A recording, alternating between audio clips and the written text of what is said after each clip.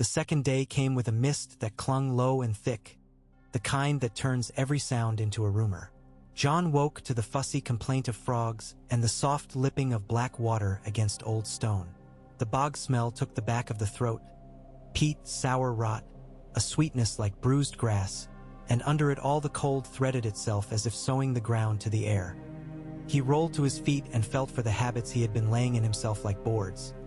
Check the line, count the men who should be standing and the men who should be sleeping, put eyes on the dragons not to worship but to be sure the world still had sky. Regal flexed the injured wing, a slow, careful unfurling that made the membrane tremble in the morning light. Drogon crouched on a hummocked rise, great head tilted as if listening for some insult to correct. Daenerys stood with Yora beside the nearer causeway. She had braided her hair herself in haste, and the pattern was simpler than the palace's woven logic, but clean and functional. She, too, was building habits. She greeted the bog as if it were a person she had decided to live with. Sometimes that is all you can do with a place powerful enough to ignore you. Mira Reed moved through the marsh like someone negotiating terms with a difficult friend. She had a pole in her right hand and a coil of knotted cord at her belt. Her 3 men, there were always 3 and never the same 3 twice, were already knee-deep, prodding and marking with little flags made from strips of the cloth they wrapped their feet in. Mira said, "Here, no, and there softly." And the marsh obeyed her because she had long ago convinced it that her requests would not be foolish. Sam appeared at Jon's shoulder with a slate he had taken from some steward and turned to use not for sums but for routes. He had drawn the neck as a mass of gray-blue smudges and then carved it with delicate lines. Safe paths, sometimes safe paths, death for the foolish. "The reeds sing differently over a sink," he said, half to himself in wonder. "Who would have thought sound could hold you up if you know how to listen?" "Mira would," Jon said, and Sam nodded as if he had been told a truth and added it to a growing collection. Grey Worm spoke with captains in the unsentimental tongue of numbers. He had already learned 3 small notes on those reed whistles and how to make his men move to them, and the satisfaction of that new knowledge showed in the lift of his brow. He watched the Dothraki tilt and turn their horses with thighs and breath, and he took what they did and turned it into a knife he could put into his own belt. He did not ask them to stand where the ground would eat a horse. They did not ask him to charge where a spear would be happier than a saddle. This is diplomacy too. Gendry arrived with a small crate as if it were a child he was bringing to point out the mice that liked to nest near the hearth. Inside, the spearheads lay in their bed of seaweed and straw like black teeth. He had scored his mark near the socket of each, no boast, only a notch for a man to feel when he reached blind into a bag. Jon took one up. It was new and old both, pale glints running the edge in the dawn light where the stone had taken the wet. "It wants to cut," Gendry said, watching Jon's hand with a craftsman's half-jealous tenderness. "Then we'll let it," Jon answered. He glanced at the boy's knuckles. The skin had hardened into ridges. A delicate burn had patched across the web between thumb and forefinger. "Eat," he added, because sometimes a king's care for his people is only a raw command put on a table before the day empties the men it needs. By full morning, the fog had become less a skin than a temperament.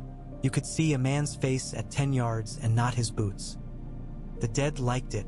They came as water does through a sieve, quiet, relentless, content for you to notice them or not. The first pressure found the fire they had left banked under the skins of peat. The peat obliged, blooming into orange with a sound like paper crumpling. Smoke took the air in low sheets. The dead stepped into it and out, their eyes level, their mouths still. There is a moment at the beginning of any long fight when the body chooses how it will be. Jon felt the choice take him again as it had the day before. Feet planted, voice settled, mind between the work of his own hands and the pattern men made around him. He moved along the line not like a man seeking to be seen, but like one who knows that if he puts his face where men expect it to be, they will keep doing what they must without asking further questions of the day. He found Tormund near a place where the ground had a memory of being hill once and liked to pretend. Giantsbane's beard was frozen to itself in points, his grin big and foolish as a dog's. "You found a woman made of taller trouble?" Tormund asked, as if continuing a conversation that winter had interrupted. And Jon huffed out a laugh he hadn't meant to let loose. "She found us," Jon said. Tormund glanced at the dragons and then back, practical suddenly in a way only men comfortable in their own madness can be. "Good," he said. "I like it when big things come to me. Less walking." They held. The bog held for them. The dead learned and unlearned at the speed of a mind that does not truly think but reacts with a god's patience. In one place where the causeway narrowed, gray worms set a little wall of wicker packed with clay, and behind it, men whose hands did not shake. The dead broke on that just enough for the living to shift 2 paces and not die in that spot, and then had the breath to shift back. Mira sent a boy with a long pole into waist deep to mark a place where the ground had deceived itself into thinking it could bear weight. The boy went under and rose, spluttering, and she hauled him by the collar and touched her forehead to his for an instant and then pushed him away again to stop him from seeing it as mercy. Toward noon, a horn sounded from the south. It had that particular roundness to the notes that meant metal and money and long habit of sounding for men who ride in lines and sleep in ordered tents. Jon turned, narrowed his eyes into the fog, and saw armor before he saw colors. The Vale. Bronze Jon Royce sat his horse as if the saddle were a throne and looked at the bog with a face that was not impressed and would serve it anyway. Knights behind him shifted, nervous and proud. The wind took their banners and laid them gently at an angle. "The hill comes to the flat," Davos said under his breath, mounting the muck-slick little stair to Jon's side. "I'll light a candle for Sansa's quill. She must have worn it down getting that old eagle to move." Jon Royce brought his men in the only way a man like Jon knows how to, methodical, shoulder by shoulder, with a professional's disdain for mud and luck. He dismounted when he reached the nearer solid ground and bowed his head, the precise amount a man of his age and pride can withstand to a king younger than a pair of his boots. "My lady sends her Aerie," he said, his voice like a wall that had held 100 winters and was not about to collapse in front of children. "Tell her she kept her promise," Jon said, and the old lord's eyes softened a fraction, as if reminded that he had promised first to a girl with red hair and a face that had learned how to arrange itself for men who would respect her only through performance. Behind the Vale men, a smaller figure rode with a narrower seat and a face intent on the world, as if it were a puzzle that could indeed be solved with attention and stubbornness. Brienne dismounted and led her horse through a patch of muck that tried to steal its hoof. When she reached the causeway's mouth, she looked up and saw Jon and then Daenerys, and her expression moved through surprise to assessment without breaking into disapproval or adoration. She bowed to Jon as to a king and then to Daenerys as to a queen, and the equality of the gestures was exact and not ostentatious. "My lady," Jon said, and the warmth in the formal words was not feigned. He had always liked Brienne's honest face. He liked it more now, mud-splattered and clearer for it. "Lady Sansa holds Winterfell," Brienne said. "She bade me come see that the neck holds too." She glanced at the dragons. "I see you have hired the best archers in the world." Daenerys' smile was quick and small. "They require large perches and eat more than is fashionable," she said. "But their aim is tolerable." A horn farther south again, not Vale this time. Jon felt the sound before he understood it, a memory, a thread of something that tugged like a song a man had heard drunk and then sober and then in mourning. A single rider came, his horse blown and flecked, his cloak too fine for his horse and his armor too honest for his cloak. Jaime Lannister drew up short when the bog reminded him that not all ground loves men with long legs. He dismounted with awkward care. The gold had dulled on him. The face was thinner than Jon's memory of the broadsheets. The eyes were older than anything the lion on his breastplate had ever known. Tyrion came up the slope with a face he did not make feel anything. For an instant, the brothers looked at each other as if through the loop of an old rope. Then Jaime bowed his head to Daenerys, not deeply, not perfunctorily either. "I have come to fight the dead, your grace," he said, saying her style as a fact and not a favor. "My sister will not. She will send those who believe her a story at home and save her food for the living she likes." He let his gaze rest for a heartbeat on Tyrion again and then on Jon. "I have killed a king," he added, as if offering the worst thing about himself like a tool to be taken or put aside. "I will not flinch if you decide to kill a Kingslayer." Daenerys' face did not change with old rage or the ghost of a father's voice. She had learned, long and hard, the difference between being an heir to harm and being the harm itself. She looked at Jaime as if he were a man at last, neither more nor less.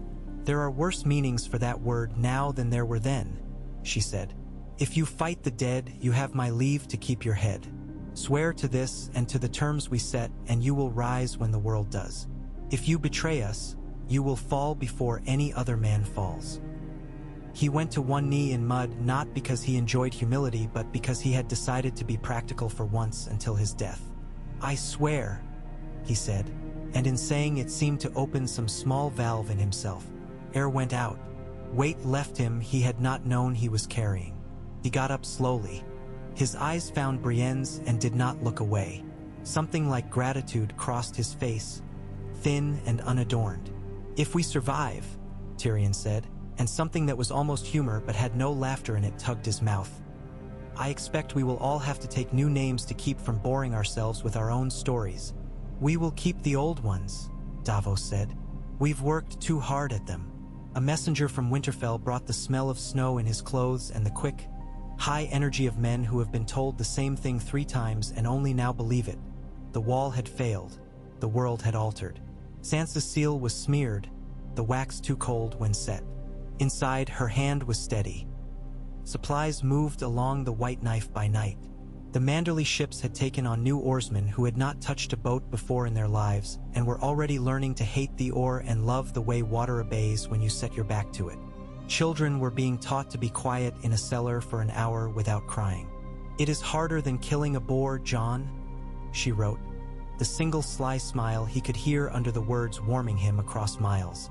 Harder and more important. The afternoon's push came with a new trick. The dead sent forward men with long poles, old spears, saplings, and used them as living probes. Jon felt a sour admiration. Whoever wore the Night King's shape had learned, or had always known, that the living teach their enemy with every success and every failure.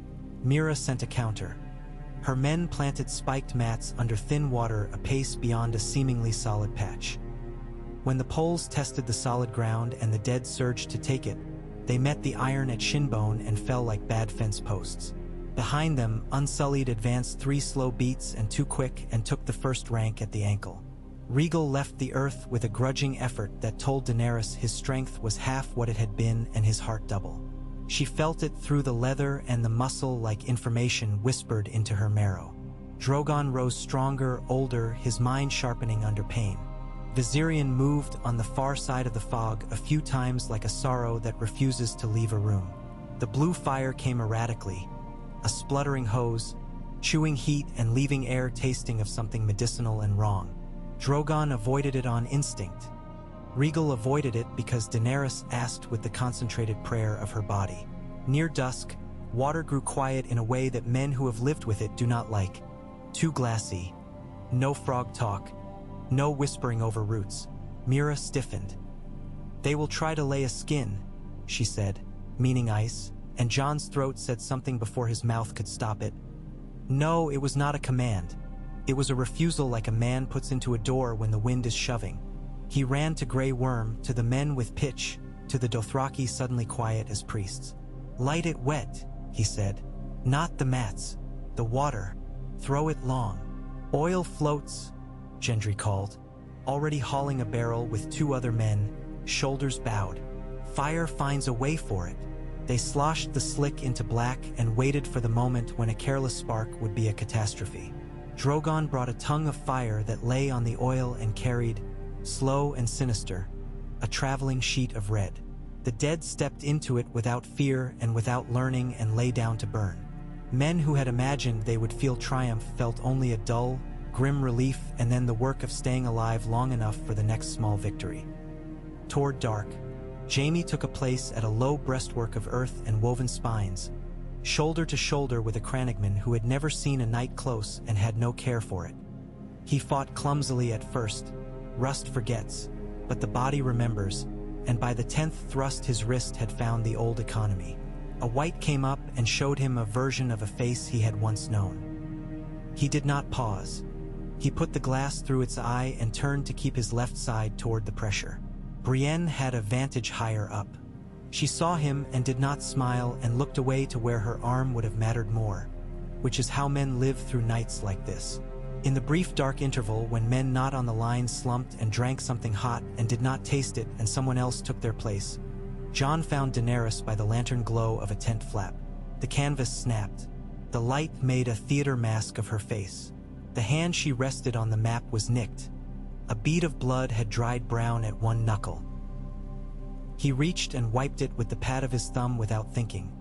The way a man reaches to take pollen off a woman's cheek when they have survived something together and cannot yet name what that makes them to each other. "I am sorry for your brother," he said suddenly, and surprised himself.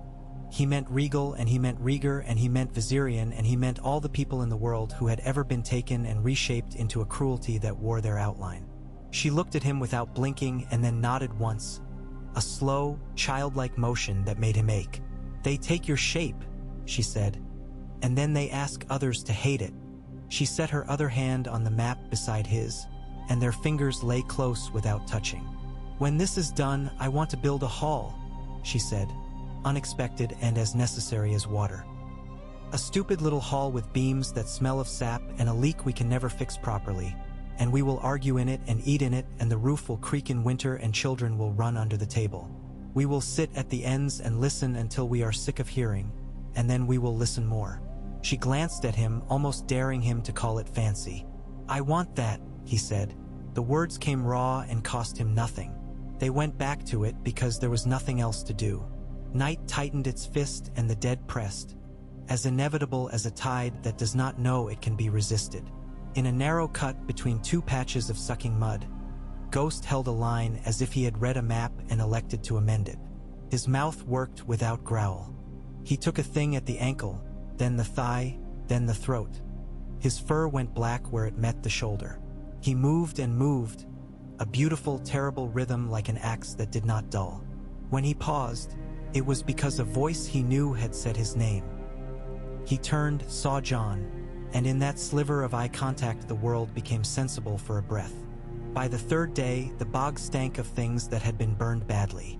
Men's hands had acquired a permanent tremor that went away only when they were given a tool to hold.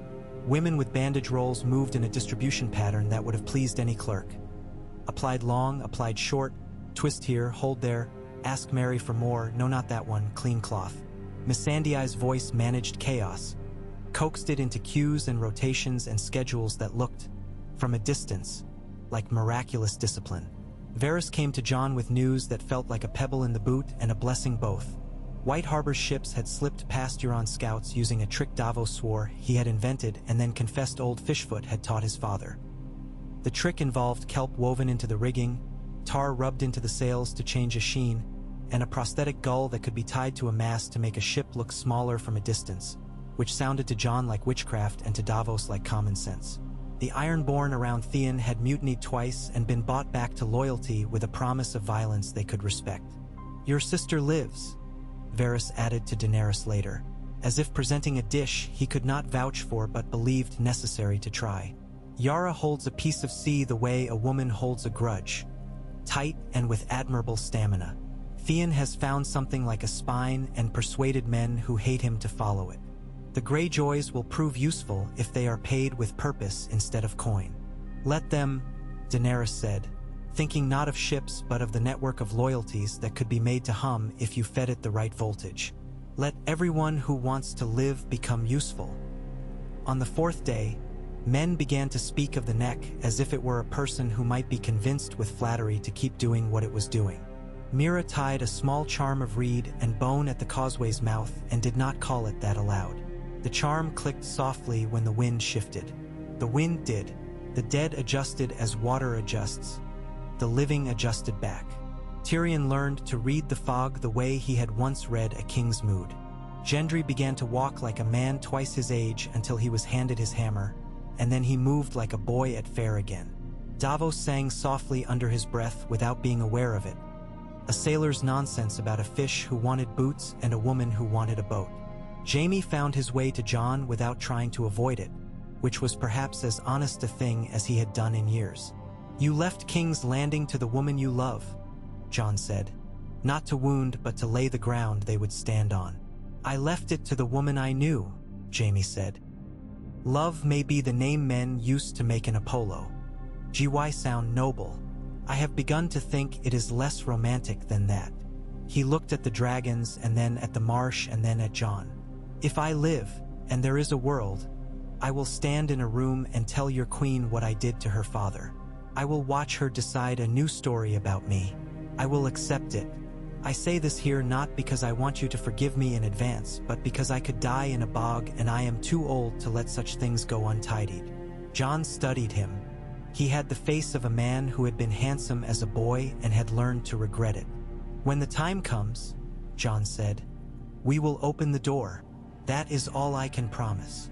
"It is enough," Jaime said, and turned away to where Brienne was pointing politely at a section of parapet that needed rebuilding with more honest clods. That evening a tide came, not water, but blue light. It remade the air before it hit the line. Men who had learned in the past days that there is always one more reserve in a body felt those reserves vanish like mist burned off by noon sun. The Night King had decided to stop being patient from a distance. He came forward, he did not hurry. Viserion broke the cloud line and screamed a wrong note that made even dragons cringe. Drogon answered with a sound that came out of the earth through his chest. Rhaegal went up not in rage but in duty. Their bodies met, parted, met again. Blue chewed heat. Red and green beat it back. On the ground, the dead surged with a pressure that was not a tactic but an inevitability. The wicker wall sagged. Men braced. Women braced with them. The reeds bent and snapped. Ghost vanished into steam and reappeared with a jawful of blue fingers.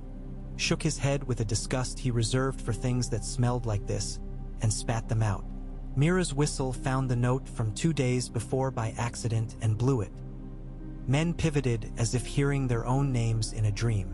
Jon saw the hole opening where the line would go. It was a small hole at first, holes are. He moved without thinking, and Gendry moved with him because some loyalties form under hammers as cleanly as under banners. They caught the front rank with spears. They did not have time to pull. They let go and lifted shields they had not been given time to consider weight. The dead hit them and the world became a narrow place comprised of breath and a desire not to be pressed into the bog like a bad memory. Left, Jon barked hoarse. Then right. It was nonsense. It was what he needed his muscles to do without asking his mind for permission. A thing rose in front of him that had not been a man in decades, if ever.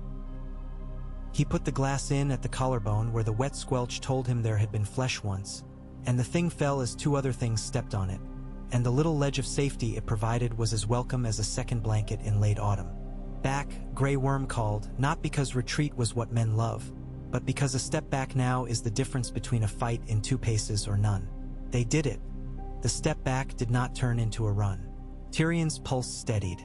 Davos began to count, cheerfully, like a man at cards bluffing a table. 1, 2, 3 eyes. 1, 2, 3 knees. 1, 2, 3 live.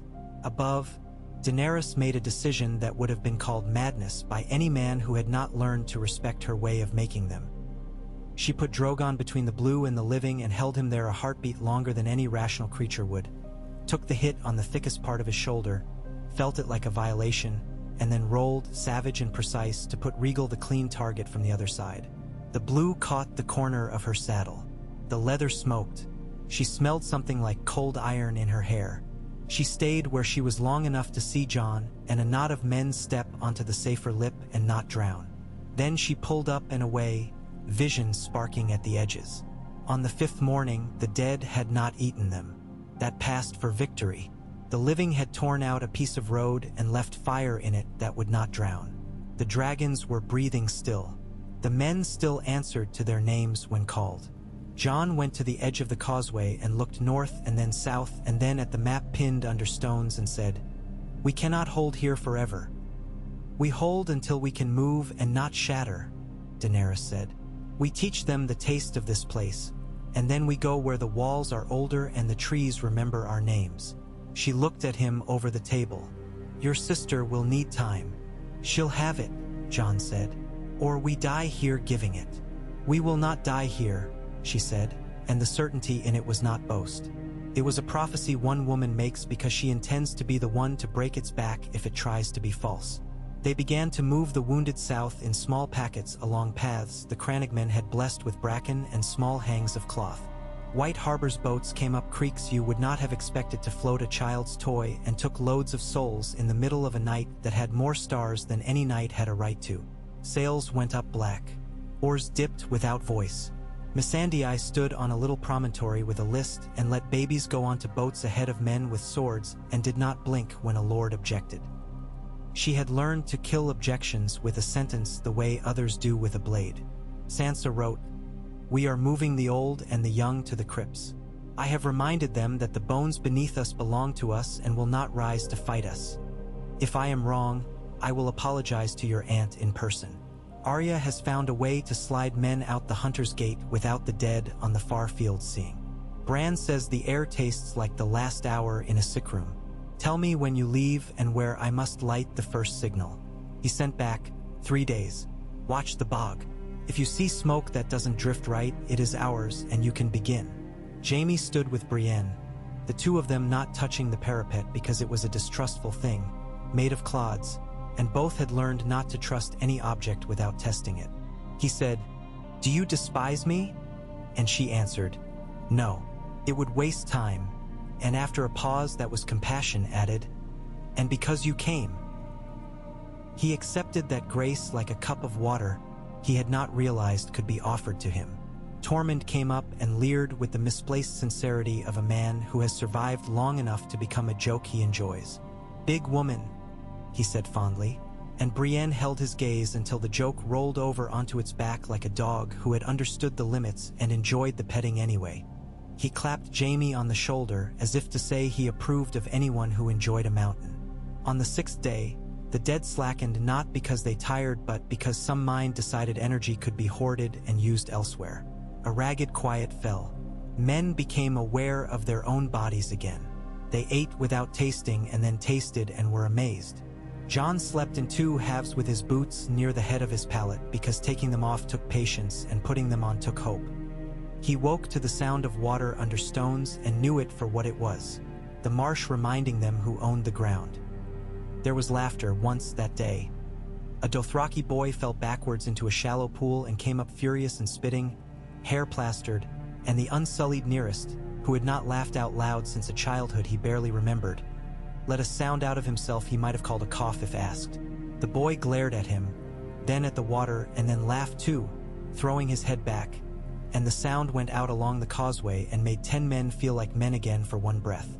In the afternoon, a skinny priest in orange and rust colors found his way to their line with a band of travelers who had the look of men who believe a god owes them, which is to say fools and saints both. He bowed deep to Daenerys and to Jon without asking whose rank outranked. "The fires in Volantis burned a picture they would not let me name," he said, eyes too bright. "I have come to stand where it is being painted." Melisandre was not with him, but her shadow seemed to be. Someone had taught this man how to make a wick burn too bright and then just bright enough.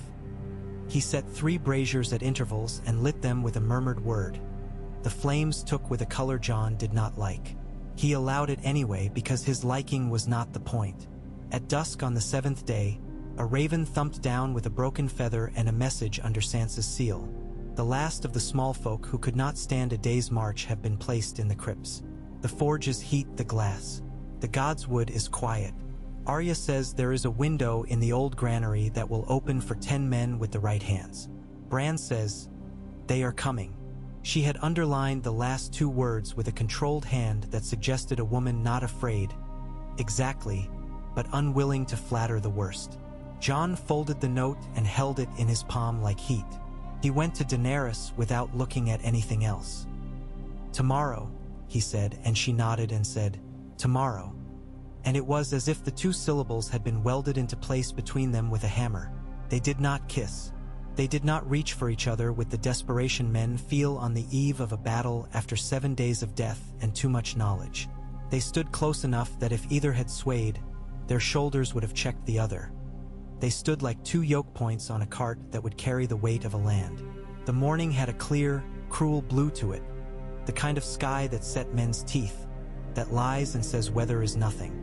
They lit their last peat fires and laid their last traps and pulled back standards a pace at a time as if they were measuring cloth. The dead came on the line that had become customary, orderly as accountants. Viserion tore the air once and then turned his wrong head to the south and made a new note, and every raven in a radius of leagues lifted as if jerked. "Now," Mira said, and her men pulled the reed flags and vanished a step at a time into places only they knew. Grey Worm's arm came up and down like the wing of a heron. The Dothraki went from a stand to a canter to a controlled retreat with a suddenness that made an enemy who does not know fear slow a fraction. A fraction is sometimes the length of a life. Jaime held one section until the last men had their feet on surer ground and then gave it with a reluctant grace. "Back," he called, not with a sergeant's bark but with the courtesy of a man asking a woman to dance. He took a blow on his shield from an arm that had been a log and felt the ache up into his shoulder. Brienne came in from his right and corrected a misstep without making it look like a rescue. He spared her a half-smile and forgot the habit of apology he had been cultivating. Ghost ran a rope speed. He vanished. He reappeared. He took a long look at a gap forming near the left where boys from the Bar-Rollins had not yet learned when to move and cut across, molding himself into the space Jon would have wanted. Sometimes animals make better captains than men because they are less interested in medals. Rhaegal took the air for the last arc he would be asked for at the neck. He climbed as if ascending rope, jaw set. Drogon covered his brother until the wind lifted into the right kind of friend. They moved together, not as they had in Meereen's wide skies with play, but with an old soldier's grim satisfaction in doing a thing well that hurts.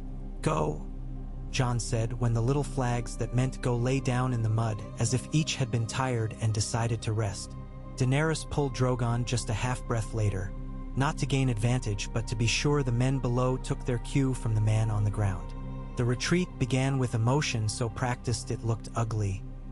Stumbling, uneven, the way a pack of wolves might pretend to be discouraged, and only after a turn show they had never stopped measuring.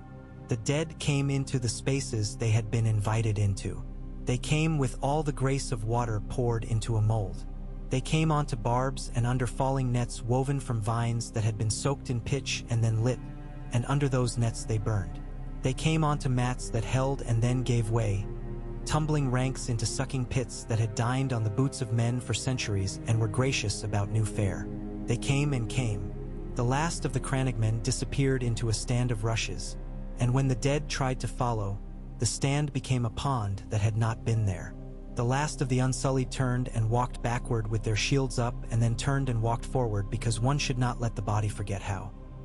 The last of the Dothraki laughed like boys fleeing a pail of water and then turned and grinned like men who have made a god slip in mud. The last of the Dragonfire licked along oil and then died because the air would not feed it further. Jon stood on the southern threshold of the neck, looking back into a place that had held longer than any story told in the South ever gives the North credit for. He felt gratitude for mud. He felt love for frogs. He felt absurdly that he owed a debt to gnats. He lifted his hand without thinking and put 2 fingers to the air above the marsh in a gesture that could have been a blessing if he had been a priest and was, in him, only a man saying thanks without words. "Winterfell," Daenerys said beside him, and the word had the quality of a bell struck once and left to do its work. "Winterfell," he said back. He looked at her, and in that look was all the grief they carried for what they had lost here and all the stubborn life they meant to take north. They moved then, the whole knot of them, in a long, wary procession. Dragons above like low storm, men below in bands that knew their own shapes, wagons creaking under glass, litters moving softer than anything else because the bodies on them did not need jolting. The Vale held the right as a wall of metal. The crannogmen faded left and appeared ahead like friendly ghosts. Jaime rode near Grey Worm and did not talk. Brienne rode near Mira and did, odd and practical and without contempt. Tyrion walked because he needed to feel ground to count properly. Davos found himself back at the oar on a little skiff shoved along shallow channels, ferrying bundles of more value than any chest of coin. The dead followed at a distance that men could feel in their kidneys. They would come when they came. Men learned to look away from their shoulders and toward the line of road that widened and firmed under their boots as they climbed out of bog into the throat of the north proper. The air changed to a drier kind of cold. The smell of peat gave way to pine and old ash. At a rise where the first real view opened, he saw her. The low, sprawling geometry of Winterfell, smoke rising from every vent, banners hugging their poles in the still air, the colors muted by snow but present. He saw the ring of men around it like numbers arranged in a circle. He saw, too, the gap in the west wall where repairs had never quite kept up with what stone wants to do in frost. His mind made a note, silly and exact. Put 2 spearmen there who do not talk to each other. Give them a whistle. Teach them to look left first, then right. A horn answered from the battlements, 3 notes and then a 4th, the pattern Sansa had chosen so that no hand south of the neck could mistake it. Welcome and hurry, and we kept it. The gates stood open. Behind them, the yard's busy order slowed. The first wagons went in. Children went first and vanished into the shadows like small fish into reeds. Missandei stood again at a threshold with a list and her face made into a map of the future's appointments. She had already set a boy with quick feet at the corner where mothers would argue and lose the thread of their line. She had made him a job with a title. He wore it like a crown. Sansa came down the steps with her cloak pulled over her hair, and the weight of the fur at her shoulders made her look, for an instant, like Catelyn to Jon. Only the jaw said otherwise, the mouth shaped by different losses, different discipline. She reached him in the churn of people and put both hands to his cheeks and then to his shoulders, and then stepped back not because she had ceased to want to touch him but because there was work. He felt steadier under her hands even after she took them away. "Your Grace," she said to Daenerys without drama, the title clean, neither sweetened nor soured. She dipped her head, not so low as to seem false, not so shallow as to cause a fight. "You are very welcome to my home. May it keep you warm, and may you help keep it standing." Daenerys inclined her head the exact fraction back that made a bridge of the gesture. "Thank you, Lady Sansa," she said. "Your letters have warmed more of us than fires could." "We have food," Sansa said bluntly. "Not enough. We have glass. More than I dreamed of holding. We have men who slept poorly and can be made to think better of themselves with a bowl of something hot and a message written on a wall where they can see it. We have women who can shoot. We have children, many, and they are not afraid yet. That will come later. For now they are busy." She looked to the dragons and then deliberately away. "We have room for your people. We have opinions. We have time, though less than yesterday. We have pride. I have asked the gods to forgive me for the pride. They have not answered, which I take as indifference rather than condemnation. The ghost of a smile. I prefer indifferent gods." "We will use everything you have," Daenerys said simply, "and then we will use ourselves." "Good," Sansa said. Her eyes flicked to Jon. "Arya will appear at a moment that will make you drop something, and you will pretend you meant to. Bran would like to speak with you both in the Godswood. He has been speaking with ravens, and their manners have not improved with war." "Bran first," Jon said, "because sometimes what you must do is walk into the room that changes your breath and accept it." They went under the boughs together, Jon and Daenerys and Sansa. Snow trodden into a clean-packed path by 1,000 urgent feet that had paused here to remember how to put heels behind toes. The heart tree's face wore the usual expression, an old surprise, an abiding patience. Bran sat with his blanket tucked properly around his legs, though he would not have minded the cold. Arya knelt on her heels at his side, toying with a bit of leather in the way her hands needed. She looked up with a grin like a knife. "You're late," she said to Jon and then to Daenerys. "You're bold," and then offered a fraction of a bow that was less an obeisance than an amused promise to obey exactly when it made sense. Bran's eyes had the far focus and then the near. "You moved them," he said to Jon. "You taught them to be mud." He turned his head to Daenerys. "You taught the sky to argue with itself and then instructed it to agree. Will it be enough?" Jon asked, and Bran looked past him and up. Snow fell from a branch under the weight of snow. The flakes spun. "It will be enough if we decide it is," he said, as if the world were, after all, that susceptible to human stubbornness. "The dead are not clever. They are thorough. Do not grant them cleverness, and do not underestimate thoroughness." He paused.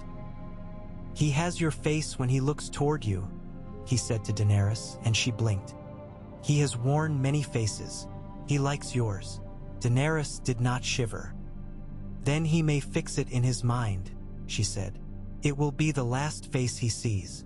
They stood a moment more and let the gods would be a room of honesty, the smell of sap, and slow decay, the wet hush of snow, the way the bark looked like an old man's knuckles. Sansa touched the tree like a daughter pressing her face to an elder's sleeve. Respect without romance. They turned to go, and Arya slipped into step with Daenerys as lightly as a shadow that had decided to be noticed for once. "I killed a man who sold girls," she said conversationally. "I killed more who helped him. I said a name and watched a life end. It is not as satisfying as people say. It is necessary and not enough." She tilted her head. "I would like to kill the Night King because I do not like the way he looks at my brother." Pause. "But I will kill the men he has made first. They deserve less ceremony." Daenerys considered the small living blade beside her. She had known many kinds of women. She recognized this kind with an admiration clean and unenvying. "If you want a place," she said, "take it." "I will," Arya said, and slipped away again in the direction of the wall near the west where Jon had told Sansa he wanted 2 silent men with a whistle. She would fix that too. Night fell, and Winterfell learned to breathe like an animal about to be hunted. Fires banked and flared with purpose.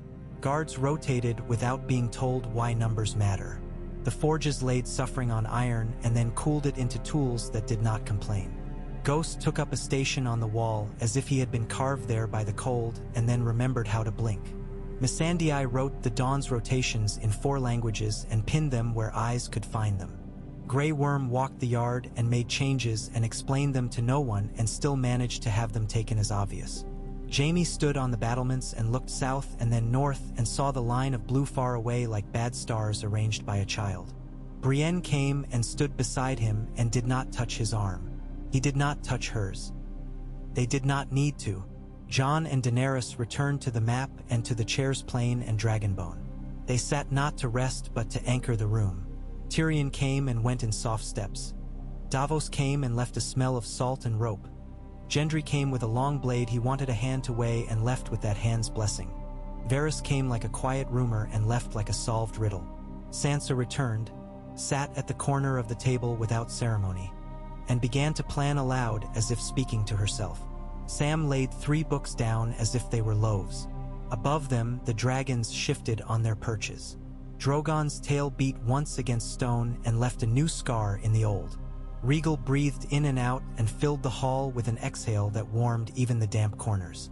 In the yard, a child began to cry and then stopped, soothed by a woman who had been a girl yesterday and would be an old aunt tomorrow if the world allowed. The dead moved, the living prepared. The winter that had been creeping for years arrived at last with the pleased inevitability of something that has practiced its entrance and found the door unbarred. The gate arches felt the change and shrugged the snow from their lintels. The weirwood watched with its patient red eyes. In the hall where kings had been made and unmade, 2 people who had told each other the truth put their hands on a table between them and let the map steady them. They had made a pact on a black island among dragons. They had tested it in mud. Now they would learn whether stone and story could be made to keep men breathing. "Tomorrow," Daenerys said again, though night had already put its weight on the roofs. "Tomorrow," Jon said, and their voices touched and held as the wind went round the towers and tried the shutters like a thief learning a house. Snow hissed down the last hour before dawn as if the sky were trying to put out a fire no one else could see. Men moved through it with the care of people carrying something hot. In the great hall the heat lay heavy, and the voices had settled into that particular evening cadence that comes when no one wants to say the first word about tomorrow. Sansa had the long table turned sideways and pushed closer to the hearth, both to make room for bodies and to force conversation to happen nearer warmth. The barrels wore a chalk mark for each cup drawn, The loaves were set out in blocks like bricks. The small beer had been given to the children first so that the children would sleep. Brienne stood with her hands on the back of a chair, looking as if she wanted to take its weight and carry it for someone farther along. Jaime came up behind her and stopped. A man who had spent most of his life slipping into rooms and found that in this place he could only arrive and be seen. Tyrion poured from a jug and then pretended to remember what it is to wait for others to drink first. Davos dragged a stool with the stubborn gentleness of a man trying not to wake a sleeping dog. Tormund hovered and smiled and failed to be frightening, and then succeeded by accident when a log snapped and the flame licked up the side of his beard, and he didn't bother to slap it out at once. "I spoke with the armorer," Podrick said to Brienne, appearing and disappearing, his cap in his hands. "He's made 7 more with the good edge. Give them to men who don't know enough to ask for them," Brienne said without looking at him. "And keep 1 for yourself." She paused and then added, because the boy had earned an extra coin's worth of instruction. "And tell them not to throw them. They'll want to throw." "I will," Pod promised. His mouth opened to say more and then closed because something had arranged itself in the corner by the hearth, and his instincts told him to let the quiet stand. Jaime had set a small knife on the table and turned it around with his fingers, the way a man will keep his hands from finding a cup too often. He looked at Brienne and found in her face what he had always found, something difficult and necessary. "There is a thing I meant to do years ago," he said, voice pitched to the hall size, so that it neither asked for attention nor ignored the fact of other people being present. "It will look like pageantry. It is not."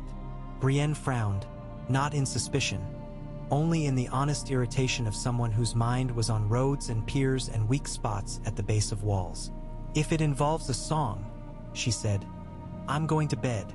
"It involves law," Jaime said, and a few men near the fire made little appreciative noises, that being a less dangerous subject in the north than music. "And a sword."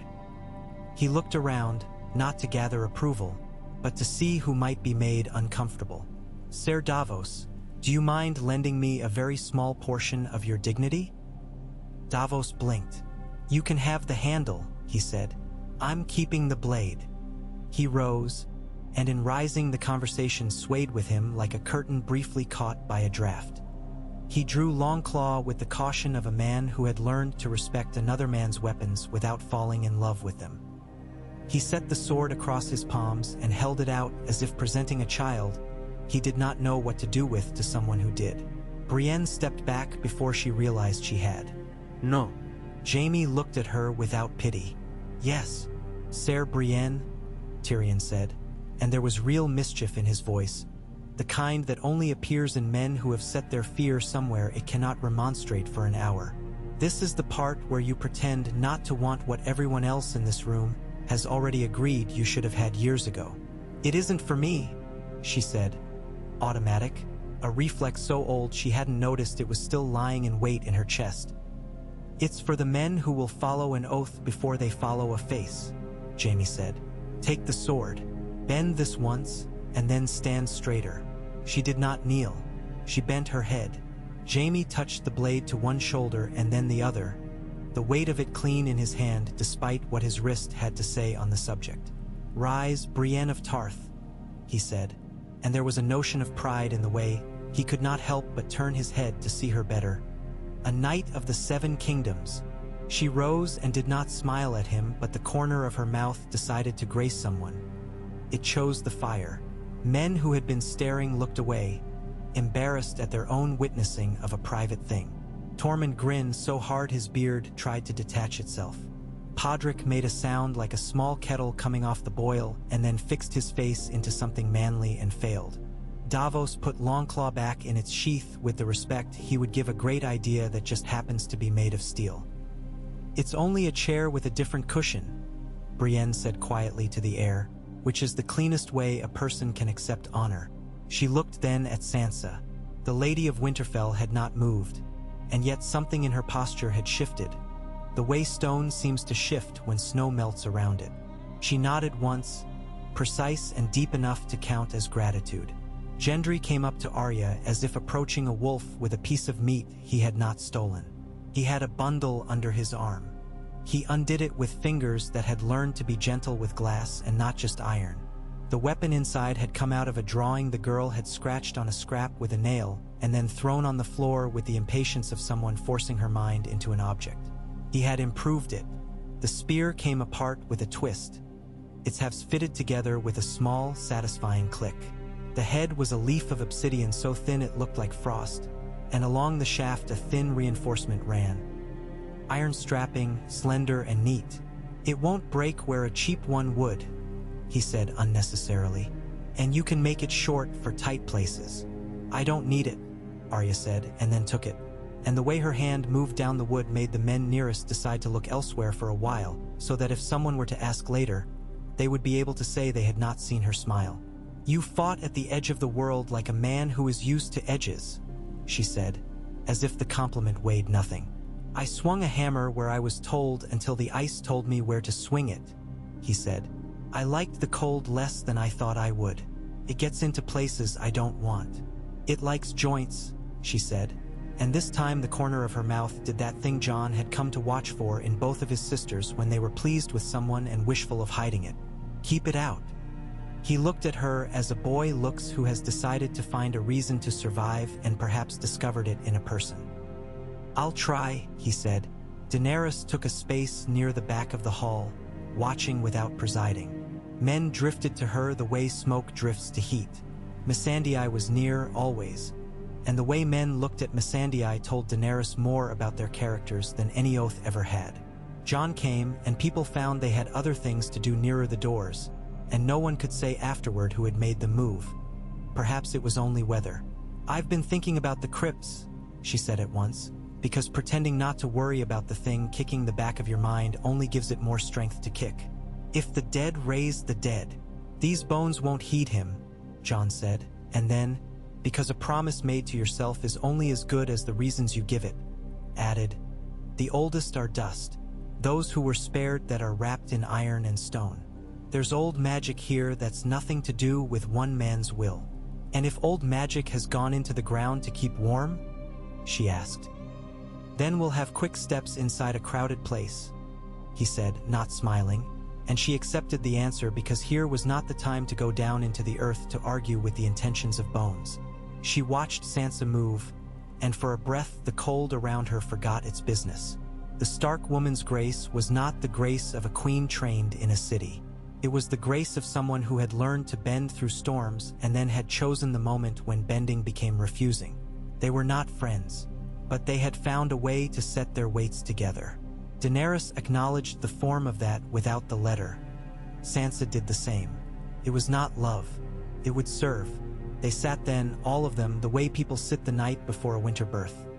Too close to the hearth and then back to the wall, and then at last they admit no posture will make the hours shorter. Tyrion told a story about a keep far to the west where the Lord had once ordered his privy gilded on the theory that gold might improve the quality of his thoughts. Davos countered with a ballad about a sailor who had convinced a septa that mermaids required prayer. Tormund sighed at Brienne as if to expel from his lungs all the things he wanted to say and replace them with patience.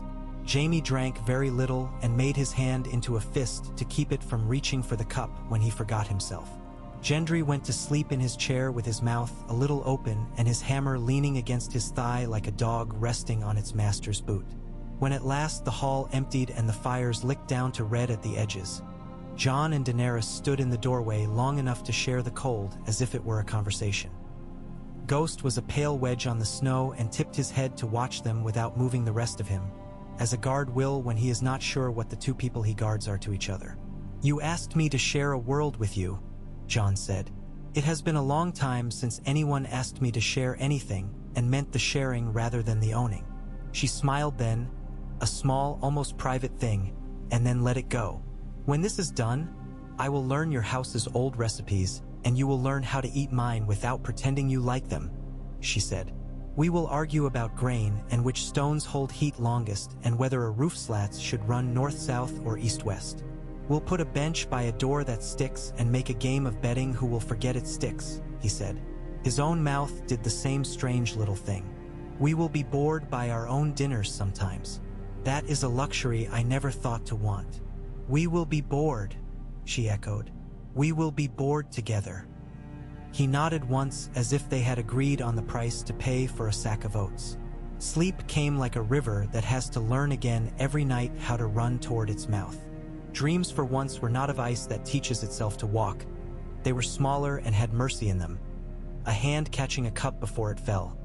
A ladder with a missing rung that did not break someone's ankle because a friend had warned him. A child stubbornly pushing a door from the wrong side until a dog put its nose to the gap and shouldered it open from the other way. Dawn laid blue light along the battlements and told the guards to stop pretending they hadn't been talking to their gods. The cold bit. Men bit back. The plan lay now not as a plan but as a room the people had learned to inhabit. The Dothraki held the east gate, horses snorting steam, their aurochs wrapped in leather to hide the truth of their edge from frost until the last moment. The Unsullied were north and south like the binding on a book. The Vale men thickened the west. Inside, children were shepherded to the crypts in that organized hurry only truly competent women can contrive, each child given a small task at the last so the little hands would be busy and feel important. Hold a bundle, carry a note, watch a candle. Sansa's voice kept time. Missandei's kept order. Somewhere in that warren a boy began to cry and his mother shushed him with the story of a castle that had learned to walk once to protect its people. The boy stopped, curious. He asked whether the castle would walk today. His mother said perhaps, and that if it did, they would be very quiet so we could hear it. In the Godswood Bran sat as before, an instrument set at a pitch he had decided the world needed to hum with. Theon arrived, along with a knot of Ironborn with faces like old rope and pride like a scar you keep under your sleeve. He bowed to Bran and could not look away for a heartbeat after because the boy's face was a mirror held to a time he had been something else. Sansa had written to him with a flat, almost ungenerous kindness. Yara had told him to go find his truth where he had broken it in the first place. He planted his feet on Winterfell's needles and looked at the white trunk and the red mouth and made a promise he could keep. "You will not be alone in this room. I took this castle once," he said to no one in particular. "I will keep it today." He lifted his spear with a glass head that had a wet shine to it as if yearning were always humid. His hand did not shake, but it learned how to be steady only by looking at a bit of bark and imagining it was a line knotted taut. Arya stood above in the shadow of the old granary, looking down a narrow line where she had made new paths for herself across roofs without telling anyone, because telling is a luxury where seeing is necessary. She moved like someone in a memory of running at night. The spear in her hand felt as if it had been telling her for years that it wanted to be made. Now it had been made and was grateful for the opportunity to prove itself right. On the outer field, traps lay quiet under snow, not a challenge but an invitation. The trenches waited for their moment. The baskets of pitch waited. The men who would throw waited with oil on their gloves. Davos walked the line slapping shoulders, saving his words for those who needed them and trusting silence for those who did not. He stopped by a boy whose chin wore 2 hairs and a rash of courage that wouldn't help him at all. "Don't be clever," Davos said, "and you'll live."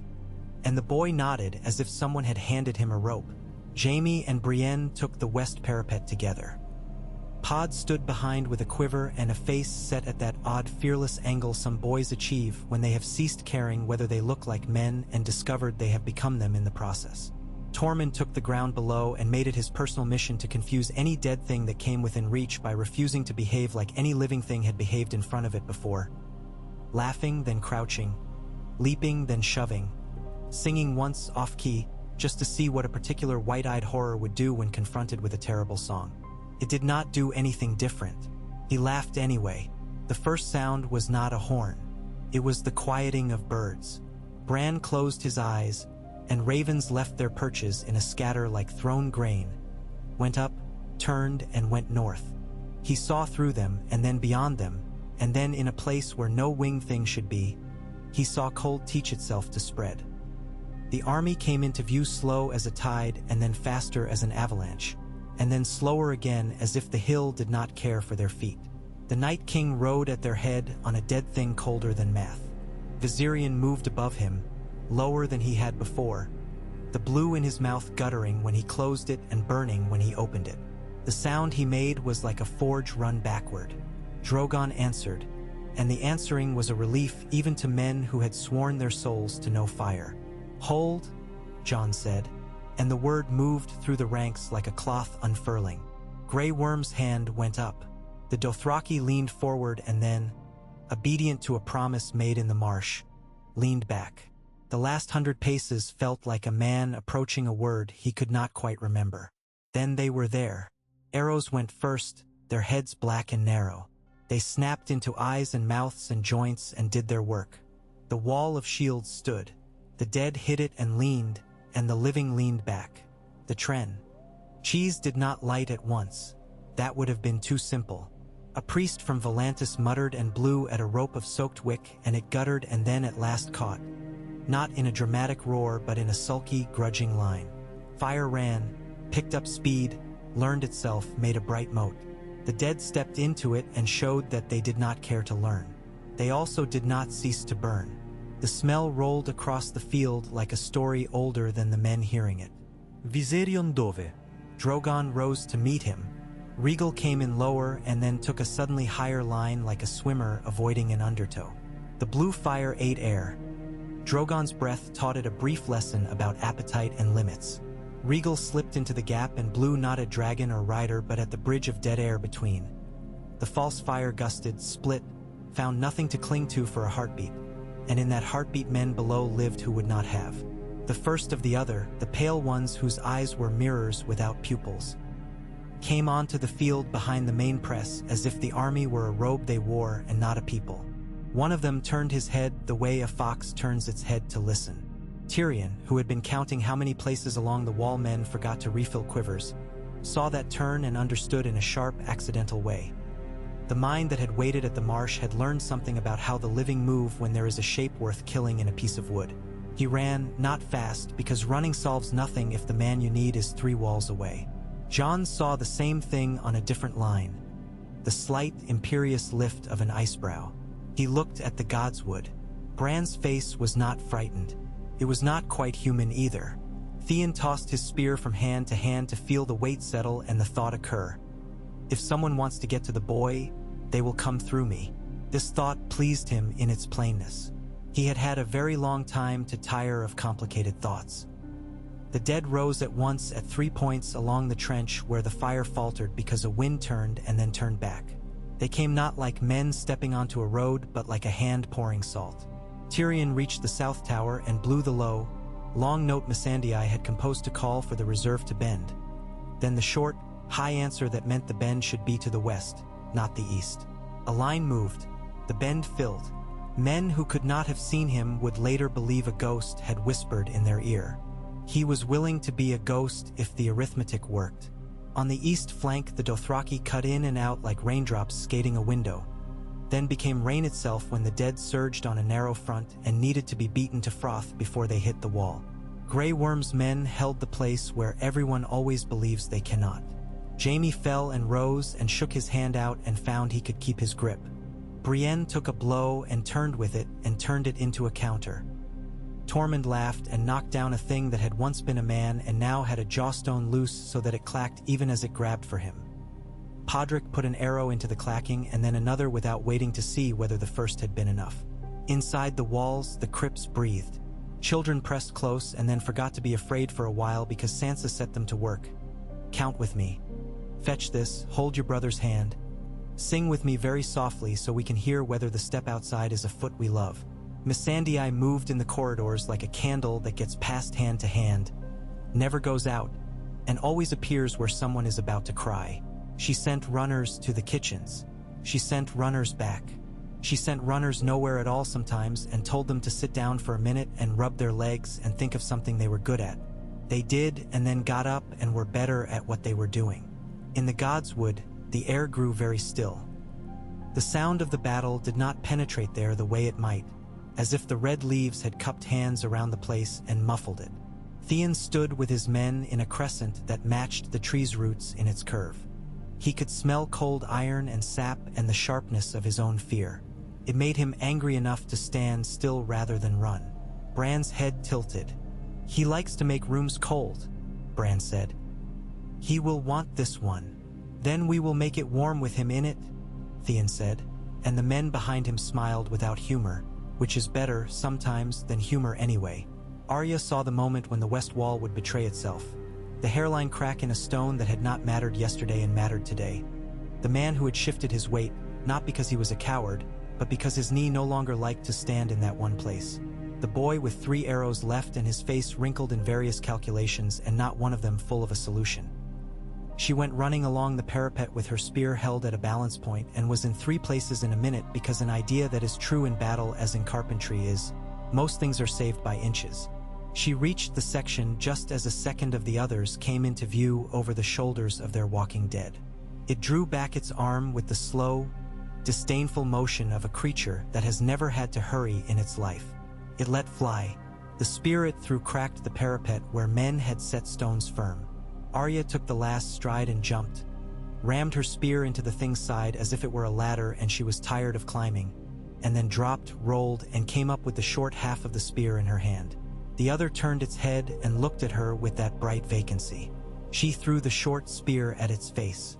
It shattered at the cheek, and the winter wind took the black glass and bragged about it for a second. It did not shatter the other. She smiled then, because she had learned to enjoy the feeling of being right that comes after being wrong, and not before. She slid under the thing's reach, slid like water under a poorly set board, and cut at the tendon behind the knee with a knife she had in her boot, because she always had knives where people did not expect. It didn't bleed. It did not fall.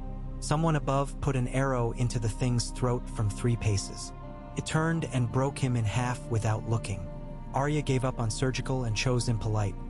She put her whole body into the next thrust and took it at the hip joint, and this time the glass caught exactly where the old tales had said it should, and the cold exploded out of the thing like a breath held too long. The dead nearest swayed and paused, and men on the wall found a lungful of air they had not known they needed.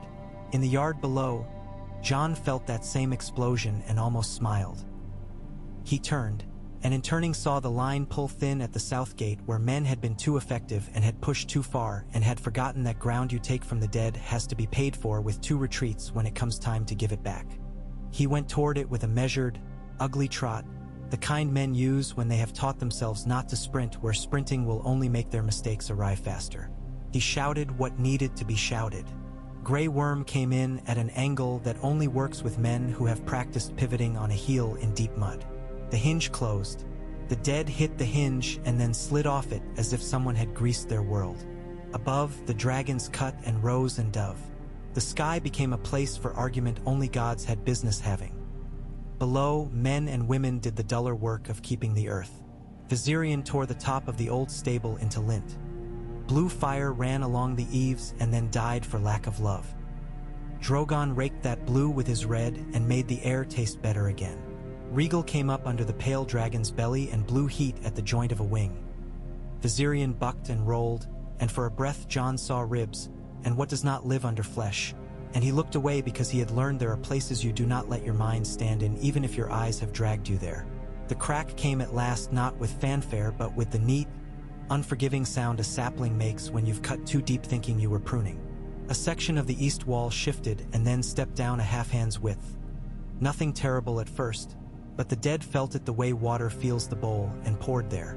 Sansa was already moving the last children down through a side passage she had found in a map under dust that had held mice for years and now held hope.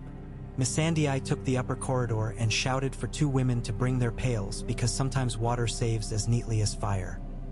Tyrion reached the breach with his lungs on fire and realized he could not hold a sword in his left hand with a grip good enough for what was required. He did not try. He pulled 10 men into a crooked line instead and talked to them the way he had once talked to Sellswords who were about to spend his money foolishly. "Here," he said, touching a shoulder.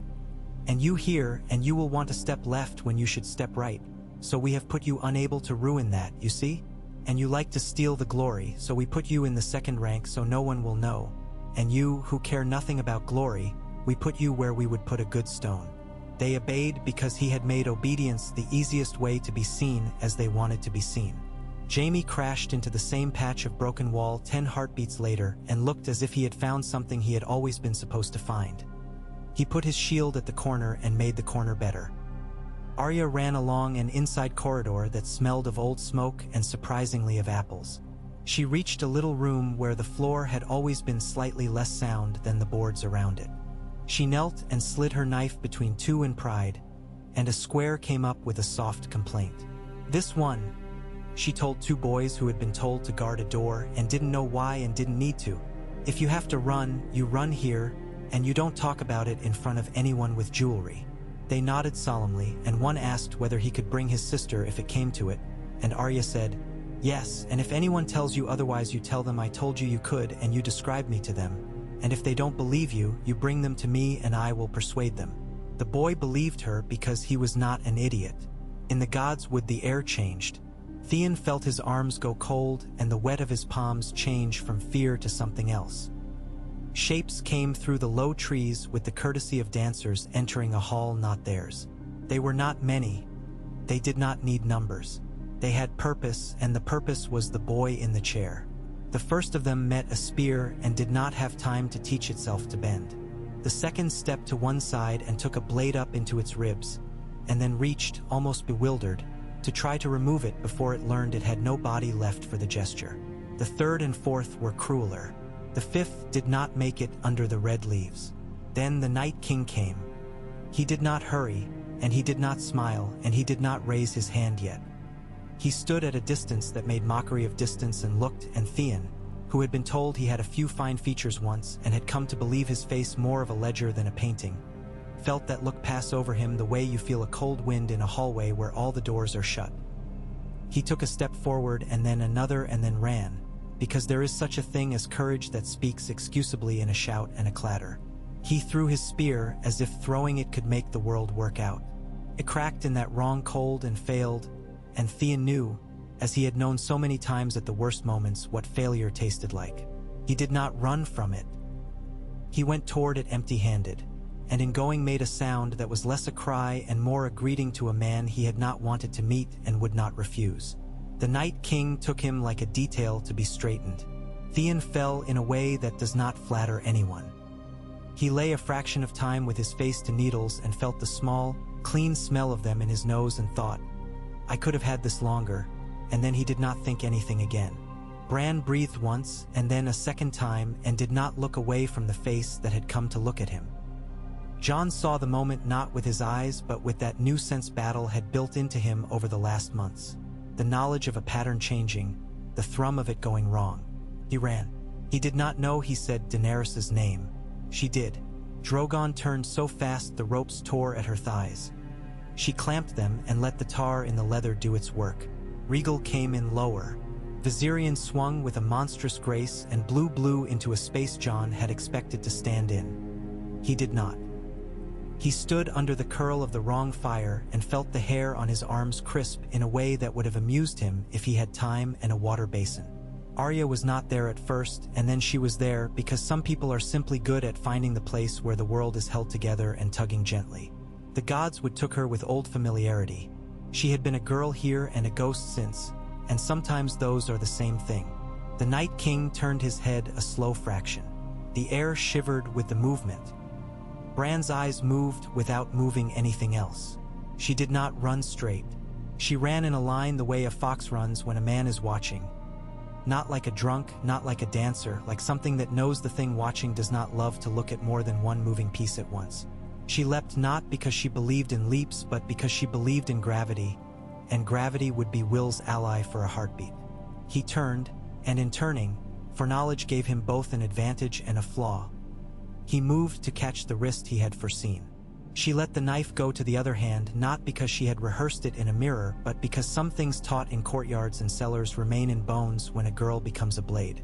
She drove the glass up and in, and the sound the world made was as clean as a pane of ice finding it is a window and not a floor after all. He shattered. He did not explode heroically. He failed. The cold he had made failed with him in a sudden softening like breath coming back to a room that had lost it. On the wall, 1,000 dead things folded. In the yard, 100 more made small, curious sounds and then stilled. On the field, Viserion gave a terrible rattling cry that was less pain than the memory of flight being taken away again. And then he slumped, and a wing went up like a sail and then fell like a tent. Drogon landed with a thud that shook ice from the wall and put his head down and panted like a dog. and Daenerys slid off him with dignity a humorless person would have envied. Silence came across the field with poor manners, pushed its way into places, sat where the fight had been.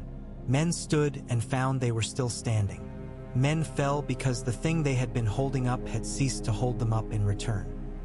Sansa came out from under stone and looked up at the sky with a relief she did not let onto her face, because the sky had not asked for thanks, and because looking grateful makes men take back food later if they can. Missandei counted again and found her numbers matched what a clear mind had told her they would, and she allowed herself the indulgence of a breath that made her shoulders lower a finger's width. In the god's wood, the needles glittered with the littlest ice. Theon lay as he had fallen. Bran looked at him and saw him, for himself and not as road or tool.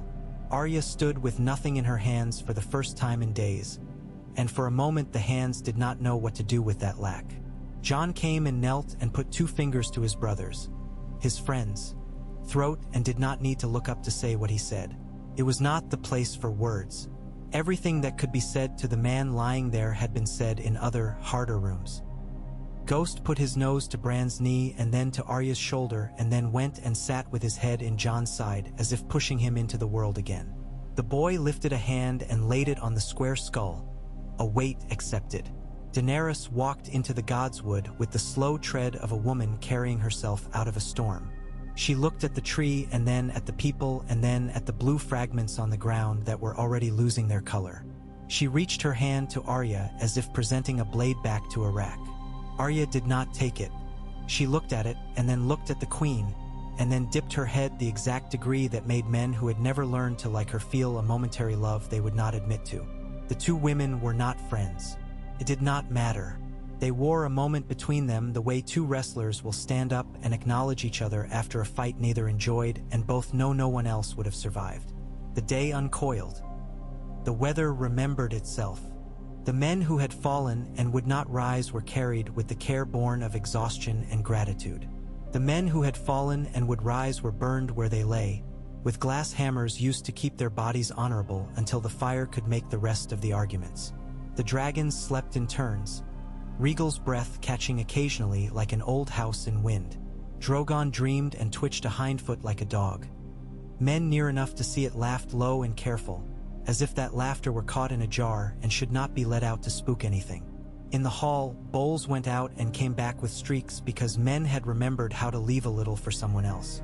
Sansa sat with a slate again and wrote very little and put the chalk down when a child needed to sit on her lap to eat and could not stand and hold his bread. Missandei leaned her hip against a table and drank her first full cup of water of the day and had the audacity to close her eyes while she swallowed.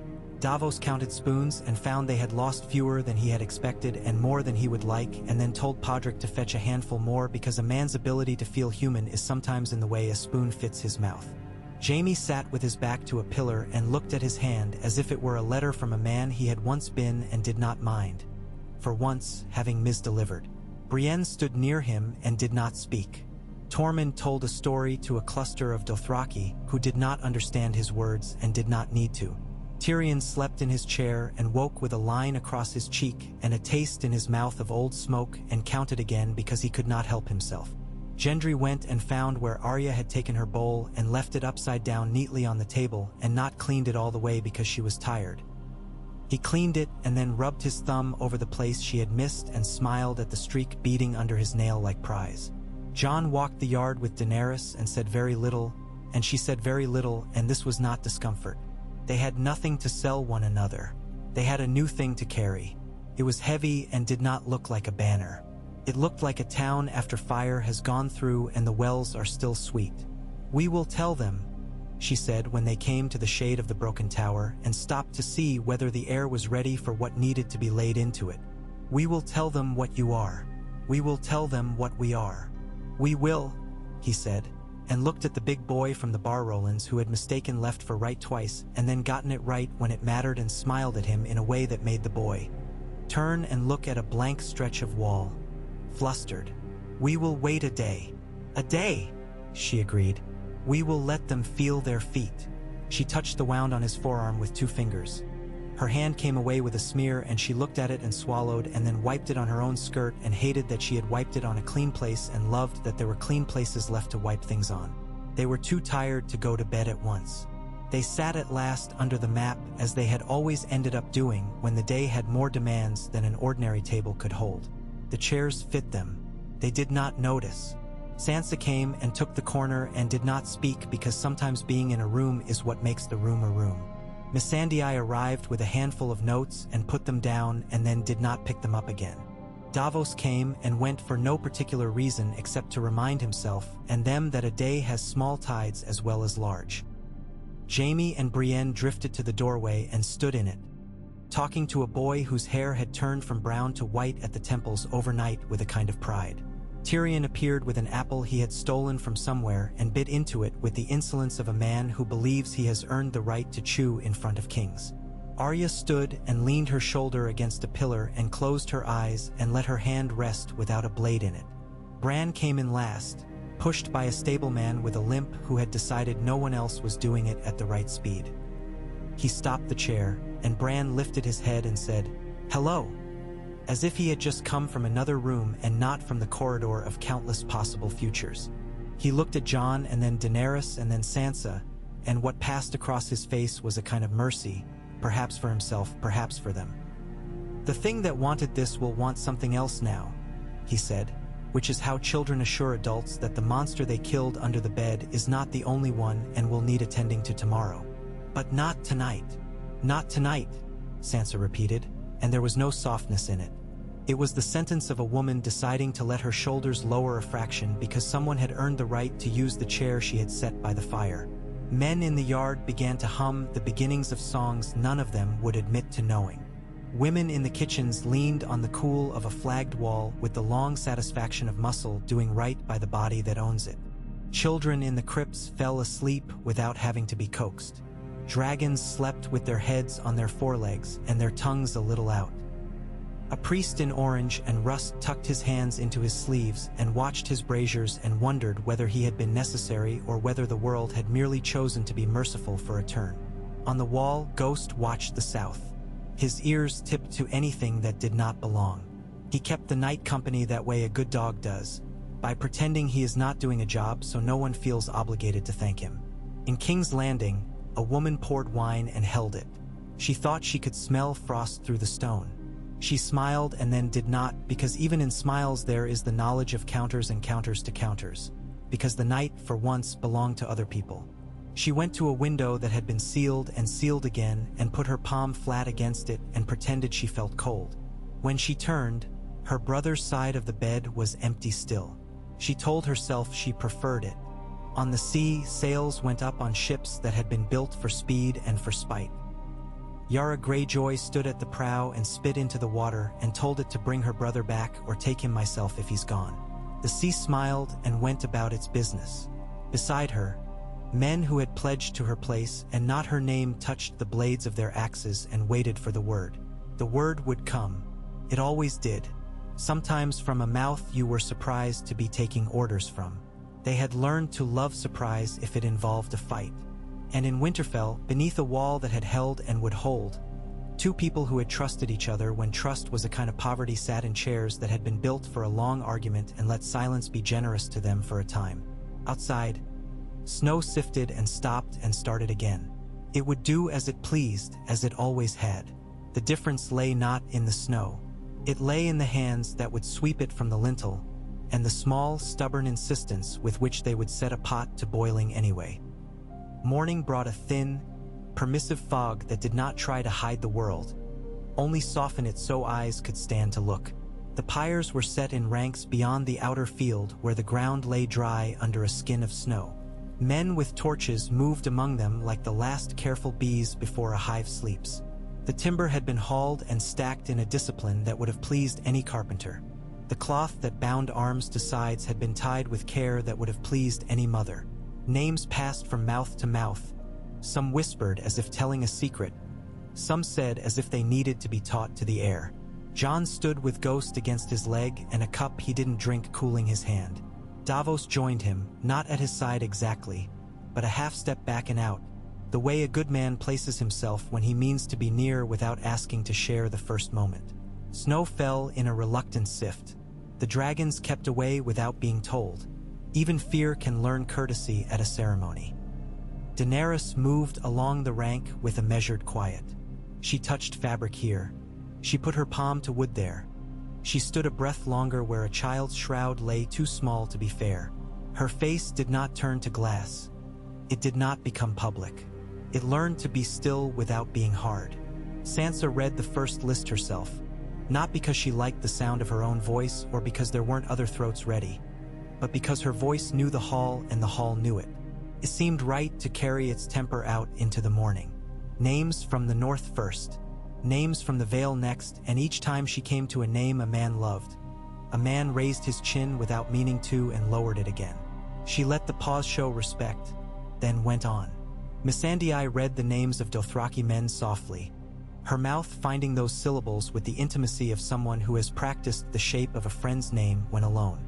Grey Worm spoke the unsullied dead in a tone that made each the equal of the last. They were equal. They had died doing a job with a neatness they would have wanted remarked. Theon was laid apart under the heart tree with the other honored dead. There was leaf stain on the pale bark already. Bran sat with his hands folded in his lap and his face gentler than any man who had seen so much had a right to wear. Sansa knelt there long enough for her skirts to drink the melt off the needles and not care. Yara came later with men who smelled of ship and pitch. She arrived like a truth that had been delayed by weather, her jaw set, the old humor tamped under a purpose that had made room for no jokes for a long stretch of time. She set a hand on Theon's hair as if to feel the shape of his skull. "You were a fool and a coward and a brave man," she said very low. "I will take all three and go to sea with them." Jon looked at Daenerys before the first torch went. He had not planned to look. The body does things the mind hasn't yet asked. She met his gaze and did not nod. There had been enough nodding, but the corner of her mouth strained and let go, which was consent to the business of grief. He stepped forward. He took light. He set it to straw and pitch and oil-soaked rag and watched flame make its hungry old arguments. Wind gusted and laid the flame along wood as if petting it. Smoke rose. It did not smell like battle. It smelled like the end of it. By the time the last pyre had become coals and then an honest ash, the light had moved and the day had begun to act as if it had errands. Men drifted back or stayed where they were, staring into the last red as if waiting for a sentence to be finished by a speaker who had left the room. The dragons came low once and then away again. Ghost lay with his nose on his paws and pretended to sleep, eyes slitting and closing, the way an animal humors a human ceremony by not interrupting it. In the hall afterward, the soup tasted of bone and barley and the thick, modest generosity of kitchens that understand what's needed and stop there. Jon ate with the concentration of a man at a small task he can perfect. Daenerys drank, then set her cup down. There were eyes. There were always eyes. He stood without any of the flourishes men like to add to an important moment, and the room stood with him because bodies learn one another's cues long before minds decide whether to obey. "We lived," he said. The words were not poetic and they did not try to be. "We lived because men and women here and in the marsh and on the wall did what was needed without asking for their names to be carved on anything. We lived because dragons flew and men held their lines and women in cellars told children stories and then told them to be quiet and the children listened." He let his gaze find Sansa, Missandei, Lyanna, Mira, Brienne. He let it include them without making a pan of it. "We buried our dead because we are the living. That is our work." He could have sat then. He didn't. Daenerys' face turned toward him not in surprise, but as if she were catching a ball she had watched the release of. "We have a second work," he said, and now the room's air changed. Spoons stopped. A log in the hearth decided to declare itself and cracked, and the sound was like punctuation. "I told her the truth before we bled it together," he said, and his voice had a new, rough edge, as if it had grown another cord of muscle to handle the weight. "I am not Eddard Stark's son. I am Lyanna's, born in a tower where everyone who should have known better did not do better until the end, when one woman did." He glanced at Bran. Bran's calm met him like a piece of level ground. I am my father's sister's son. My father is Rhaegar Targaryen. The room made noises it could not help. A chair complained with weight redistributed without thinking. A cup knocked a plate and then steadied. Lyanna Mormont's chin came up like a little fist. Yohn Royce's jaw worked. Wyman Manderly's eyelids halfway drooped, which was the Lord's version of an expletive. Varys's brows gave as much as they ever give. A breath of movement, like a sail accepting a favorable wind for a moment. I did not want it, Jon said, as if anticipating the person who would stand and accuse him of playing at bastards to buy love and at princes to buy bread. I want it still less after this week. A small sound, half laugh, half breath, moved in the hall. But wanting is not how the world stays held together. Truth is what we measure ourselves against when we can bear to look at it. He turned, just enough, and that motion told men who had never yet learned to love him that he did not mean to seize their chairs. She is Daenerys, and she is queen by the work she has done, not by the name she carried. She crossed the world and freed men with her hands and her mind, and then she came here and put her body in the sky where it could be taken from her. I am what Bran and Sam say I am. He did not reach for the word king. He did not need it. He put himself square instead with the only thing he trusted to keep him clean. I am a sworn man. I have sworn to defend the living. That oath came before this truth and stays when it goes. We will rule together because the thing we are set to carry is too heavy for one person and too ugly for one person to own alone. I will not put my name above hers. I will not put hers above mine. We will set them down side by side and leave them there for anyone who wants to throw stones. Daenerys stepped forward then, because steps like that you do yourself or they sour. I have at times believed crowns to be the point of a life, she said, voice low, steady. I have learned better. Work is the point. Bread is the point. The small clean things we can put in a room where children can find them are the point. I will not ask the North to love me. I will not ask it to kneel to a name. You have a king in this hall. You made him because he would not ask for it. He shares his weight with me. I will share mine with him. If that disgusts you, keep your disgust. Just keep moving. If that heartens you, let it become a task and not a feeling. Sansa's eyes were clear. She looked at the room as if she were a lens, not a banner. The North, she said in a tone that did not invite debate about who gets to define that phrase, keeps its voice. We will sign a charter that says so. The realm will have two rulers. The North will remain itself under one of them and will answer to both in the matters that keep bodies breathing and babies fed. Any lord who signed himself to a dead queen is given the chance to discover he loves the living more. She paused, letting the words circulate like a draft through a crowded room. If you cannot bear it, go to your halls and keep your flags. But do not send me letters asking me to move my men when the river breaks your banks. Lyanna Mormont stood on her bench because she would never be big enough to be seen without effort and would never accept invisibility. A dragon burned for me, she said, fiercer than the size of her could justify, and the Dothraki near the far wall laughed in sheer delight at the tone. This tiny lord speaking with the breadth of a call. A wolf bled for me. I don't care whose father went where to make you, Jon. You came home. She glared at Daenerys with the pugnacity of a 12-year terror. You burned the dead when they would have eaten my brothers. I don't want to drink from your cup at every meal, but I will not knock it out of your hand when you offer it. The room made a sound that was not applause. It was relief disguised as a cough. Yohn Royce lifted his chin a fraction. The Vale was a bird who refused to fly for 3 winters, he said dryly. It has been taught, can be taught again. I will sign a charter. I will not sign a lie. He looked at Bran as if to say, tell me if I am about to sign a lie. Bran's small, crooked smile answered something older than law. Wyman Manderly shifted his bulk, elaborate as a ship leaving mooring. I like bread, he said, and that was as close to poetry as he would come. I will eat with anyone whose ovens are hot. There were men who scowled. There were men who made a show of shrugging, as if they had always assumed one day they would be asked to swallow a soup they hadn't ordered.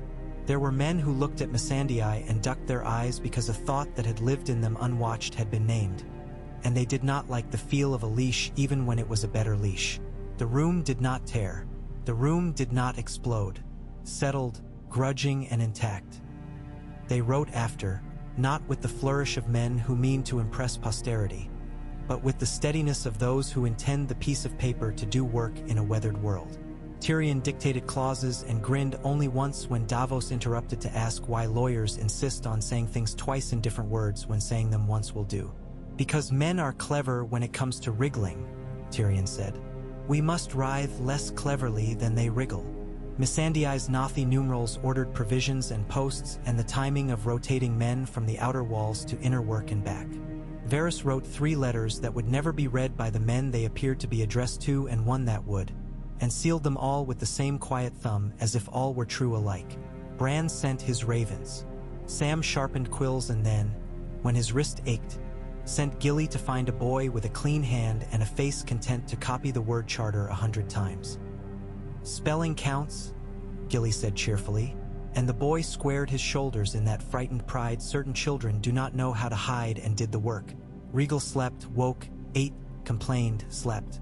Drogon prowled on the outer parapet, testing his weight, pushing against wind, shaking snow off his shoulders with the offended dignity of a creature made for warmer vantage. Daenerys went to them alone sometimes before dawn and put her forehead against scale and said nothing. Jon watched from a distance because the look on her face then was one he had no business to share unless invited. Not grief, not ownership, a conversation between old beings. 2 nights later, letters began to return as if they had been thrown into the air and had learned to fly back on their own. From White Harbor, Lord Wyman would supply 3 keys worth of boats to ferry men down the coast in relays, if the ice permitted. From the Riverlands, Blackwoods would fly again. The Freys were as dead in the hall as on paper. Edmure had been found and freed by men loyal to the Tullis who had politely removed 2 Lannister officers' heads on the way out of a tower with an unfortunate view. He is thin and annoyed, the letter writer observed wryly, which is to say he is himself. From the Stormlands, silence. The ravens had flown toward a keep with a broken top and had turned back because the air had discouraged them. From the Reach, a small, formal note in a careful hand from a boy with too much land and not enough beard, asking what he owed whom and whether his grain would be taken by men with dragons or burned by them. A fair question, Daenerys said dryly, and dictated an answer that promised coin and protection and respect, and none of it in those exact words. From Dorne, at last a sign.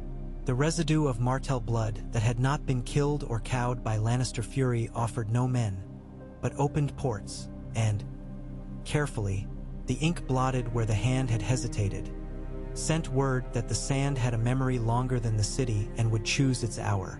From King's Landing, nothing official.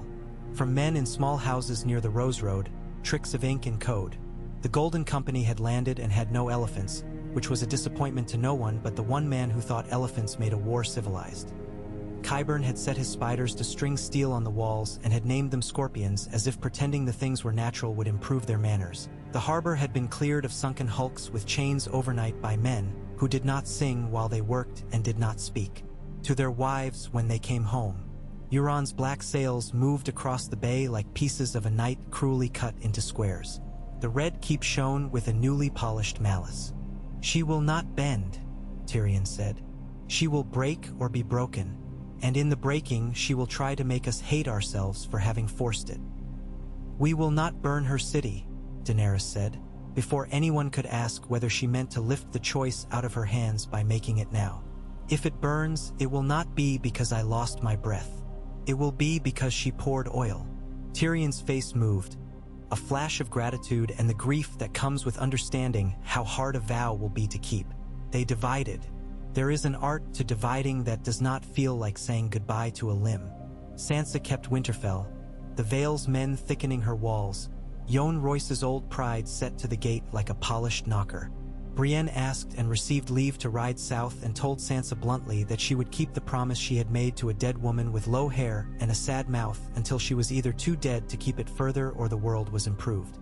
We are improved, Sansa said, and touched Brienne's cheek. uncharacteristic. See, deliberate. Bring him back if you can. Or yourself if you cannot. Brienne nodded as if she had been told she would be arrested if she did not obey, and her mouth quirked because Sansa had learned to love her with a bluntness Brienne recognized from childhood. Arya came to Jon in the yard with her spear collapsed and a pack too small to be honest. "You're going," he said, and she said, "I might." And he laughed aloud once, the sound raking his throat pleasantly. He put his hands on her shoulders and leaned in until their foreheads touched. So briefly even Ghost missed it. "Don't run toward anything you won't be glad to meet twice," he said. "Don't leave a fight just because you're bored." She snorted. "You sound like a half-wit uncle," she said. "I'll take what I need and leave what I don't." She pressed a bundle into his palm. A little carved wolf from some child's toy box that had lost the rest of the animals. "For luck," she said without irony. And then she went to find the hound because he had finally found his way north with a face like a wall that had been punched by a storm and a long, low embarrassment at arriving late to a fight and still expecting a seat by the fire. They looked at each other and each pretended not to like what they saw, which is sometimes how fondness helps itself. The march south was more river than road. They floated men where they could, marched them where they must, ferried them in old coracles built for salmon and not soldiers, and laughed once when a Dothraki on an unfamiliar hull stood too quickly and sat down again in the water with wounded dignity. The air grew marginally kinder a half-day out. Pines overtook the stubborn oaks. The smell lost a measure of peat and took on sap and thaw. At Moat Cailin, Mira shook Jon's hand as if closing the price on a good trade and then told him to stay out of her fun. "If you drown," she said, "I'll fish you out. But not twice." He accepted the injunction with the relief of a man whose respect had already been spent and found interest accruing anyway. Daenerys thanked her with a rare formality and asked, with a soldier's humility, to learn the note that calls men back through fog. Mira tried to teach it. Daenerys's breath slid off it once and then found it the second time. She was poor at tricks sung for amusement and good at songs that bound men to their feet. White Harbor opened like something made to open and had never had the chance. Lord Wyman had put up a banner that said something pompous in the common tongue and something profoundly practical in the dockman's unwritten code. "Space for hire? Quick hands? We won't steal your coils."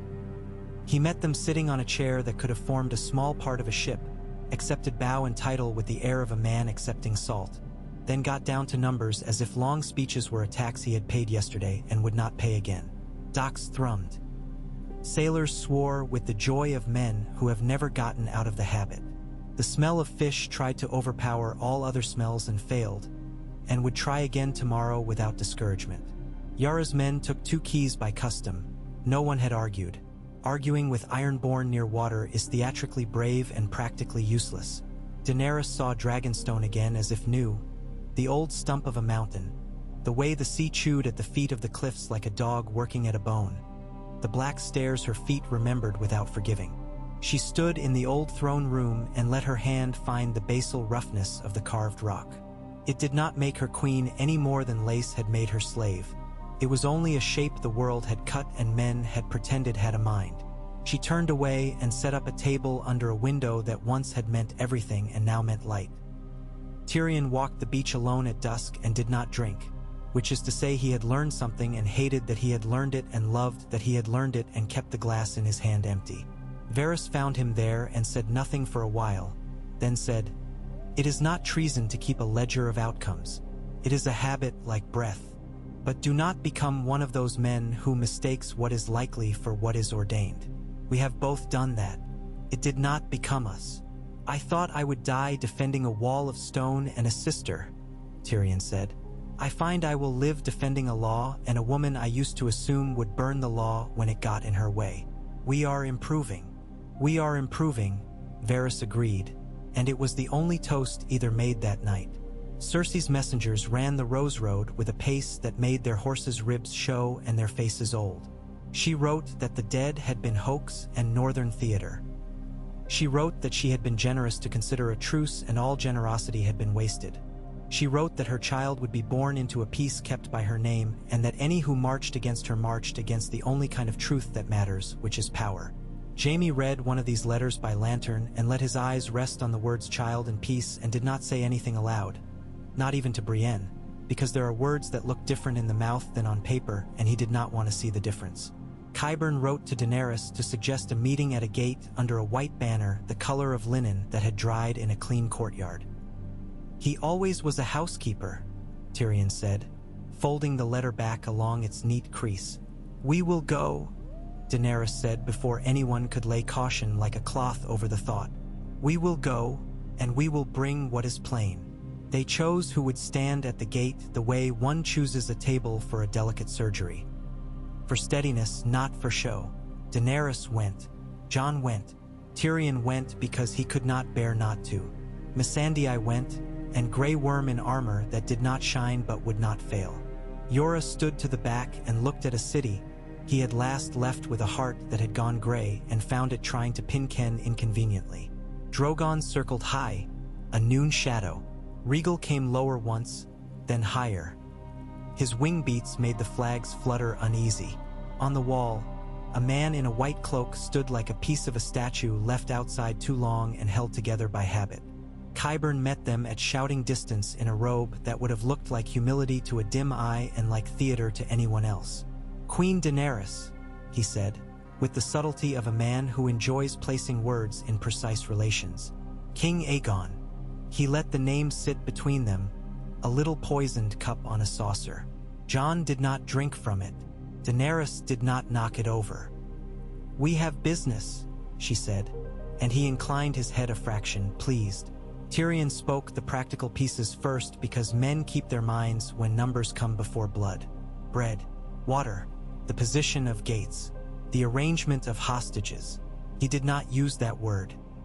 He used a more beautiful one that nonetheless meant hostages, and Qyburn preened at the language because the old gray weasel had always liked when throat-clearing could be made to sound like music. Then Daenerys said the thing she had decided she would say before anyone told her to be smarter. We have killed your winter for you, she said. You owe us the courtesy of not killing our summer. She did not move her head to indicate the roofs thatched and tiled and tarred below. She did not need to. Open your gates. Walk your men out. Lay down your steel. You will live. Your queen will live and stand before us, and we will judge her, and the law will hold, and we will not burn what does not throw oil on us first. Qyburn smiled in the way men do who have papered their minds with thick layers against drafts. Her Majesty proposes rather that you withdraw to Dragonstone and there consider whether the North has not reached its proper level of pride and ought to be scythed back to grain, whether the Dothraki who have so courteously visited our shores might prefer to return to a climate that has more pity, whether your dragons will be content to sit on islands and not scratch for fun.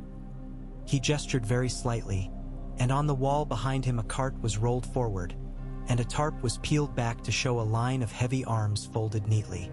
Scorpions looked down with an insect's blank patience. We have learned from our last lessons.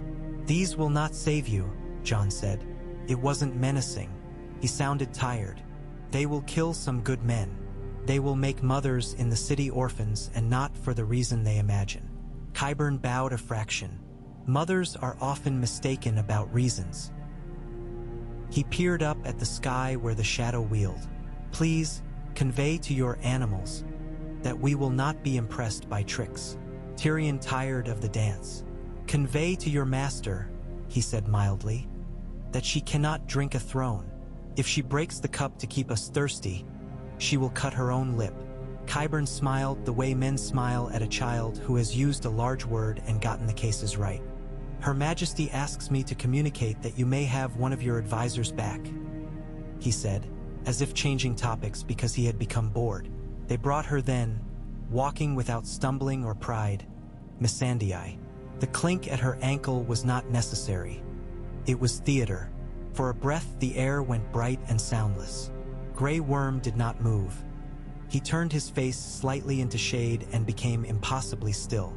Release her, Daenerys said. Qyburn sighed, a man inconvenienced by having to remind a guest of house rules. Your terms, Majesty? Tyrion asked low because he knew the right question wasn't what but who. She put her chin up. We will require the Golden Company and the City Watch to lay down arms and leave by the Rose Road with food and water and not be attacked. We will occupy the gates. We will count to 10 bells. If your queen has not stepped in that time to the keep's lowest yard without guard, we take the city and we do it with all the patience we have." "Very generous," Qyburn murmured. "No," he snapped fingers. 2 archers on the wall stepped forward.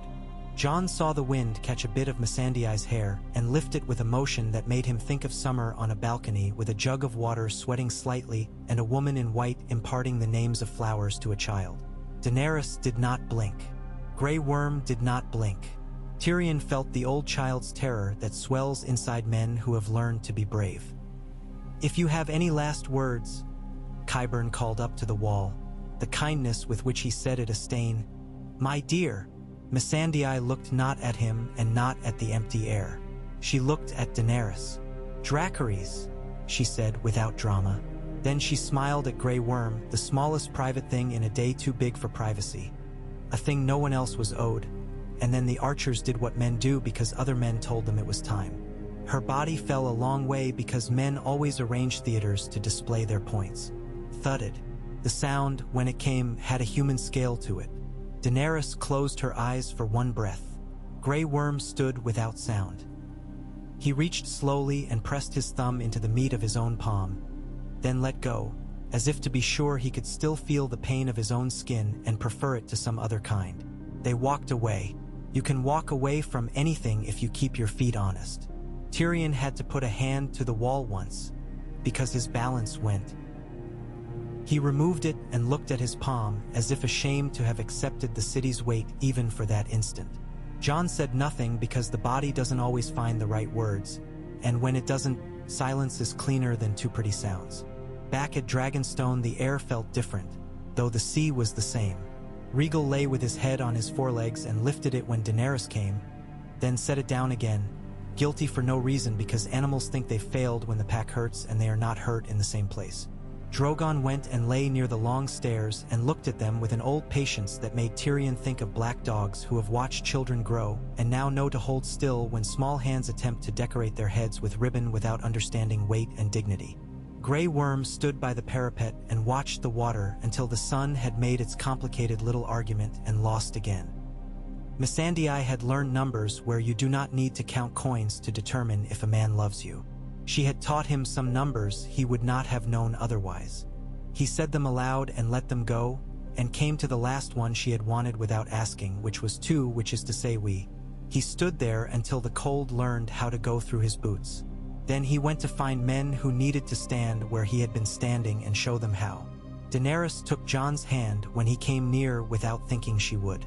She looked at their fingers as if they had done something without their permission and were waiting to see whether they would be scolded.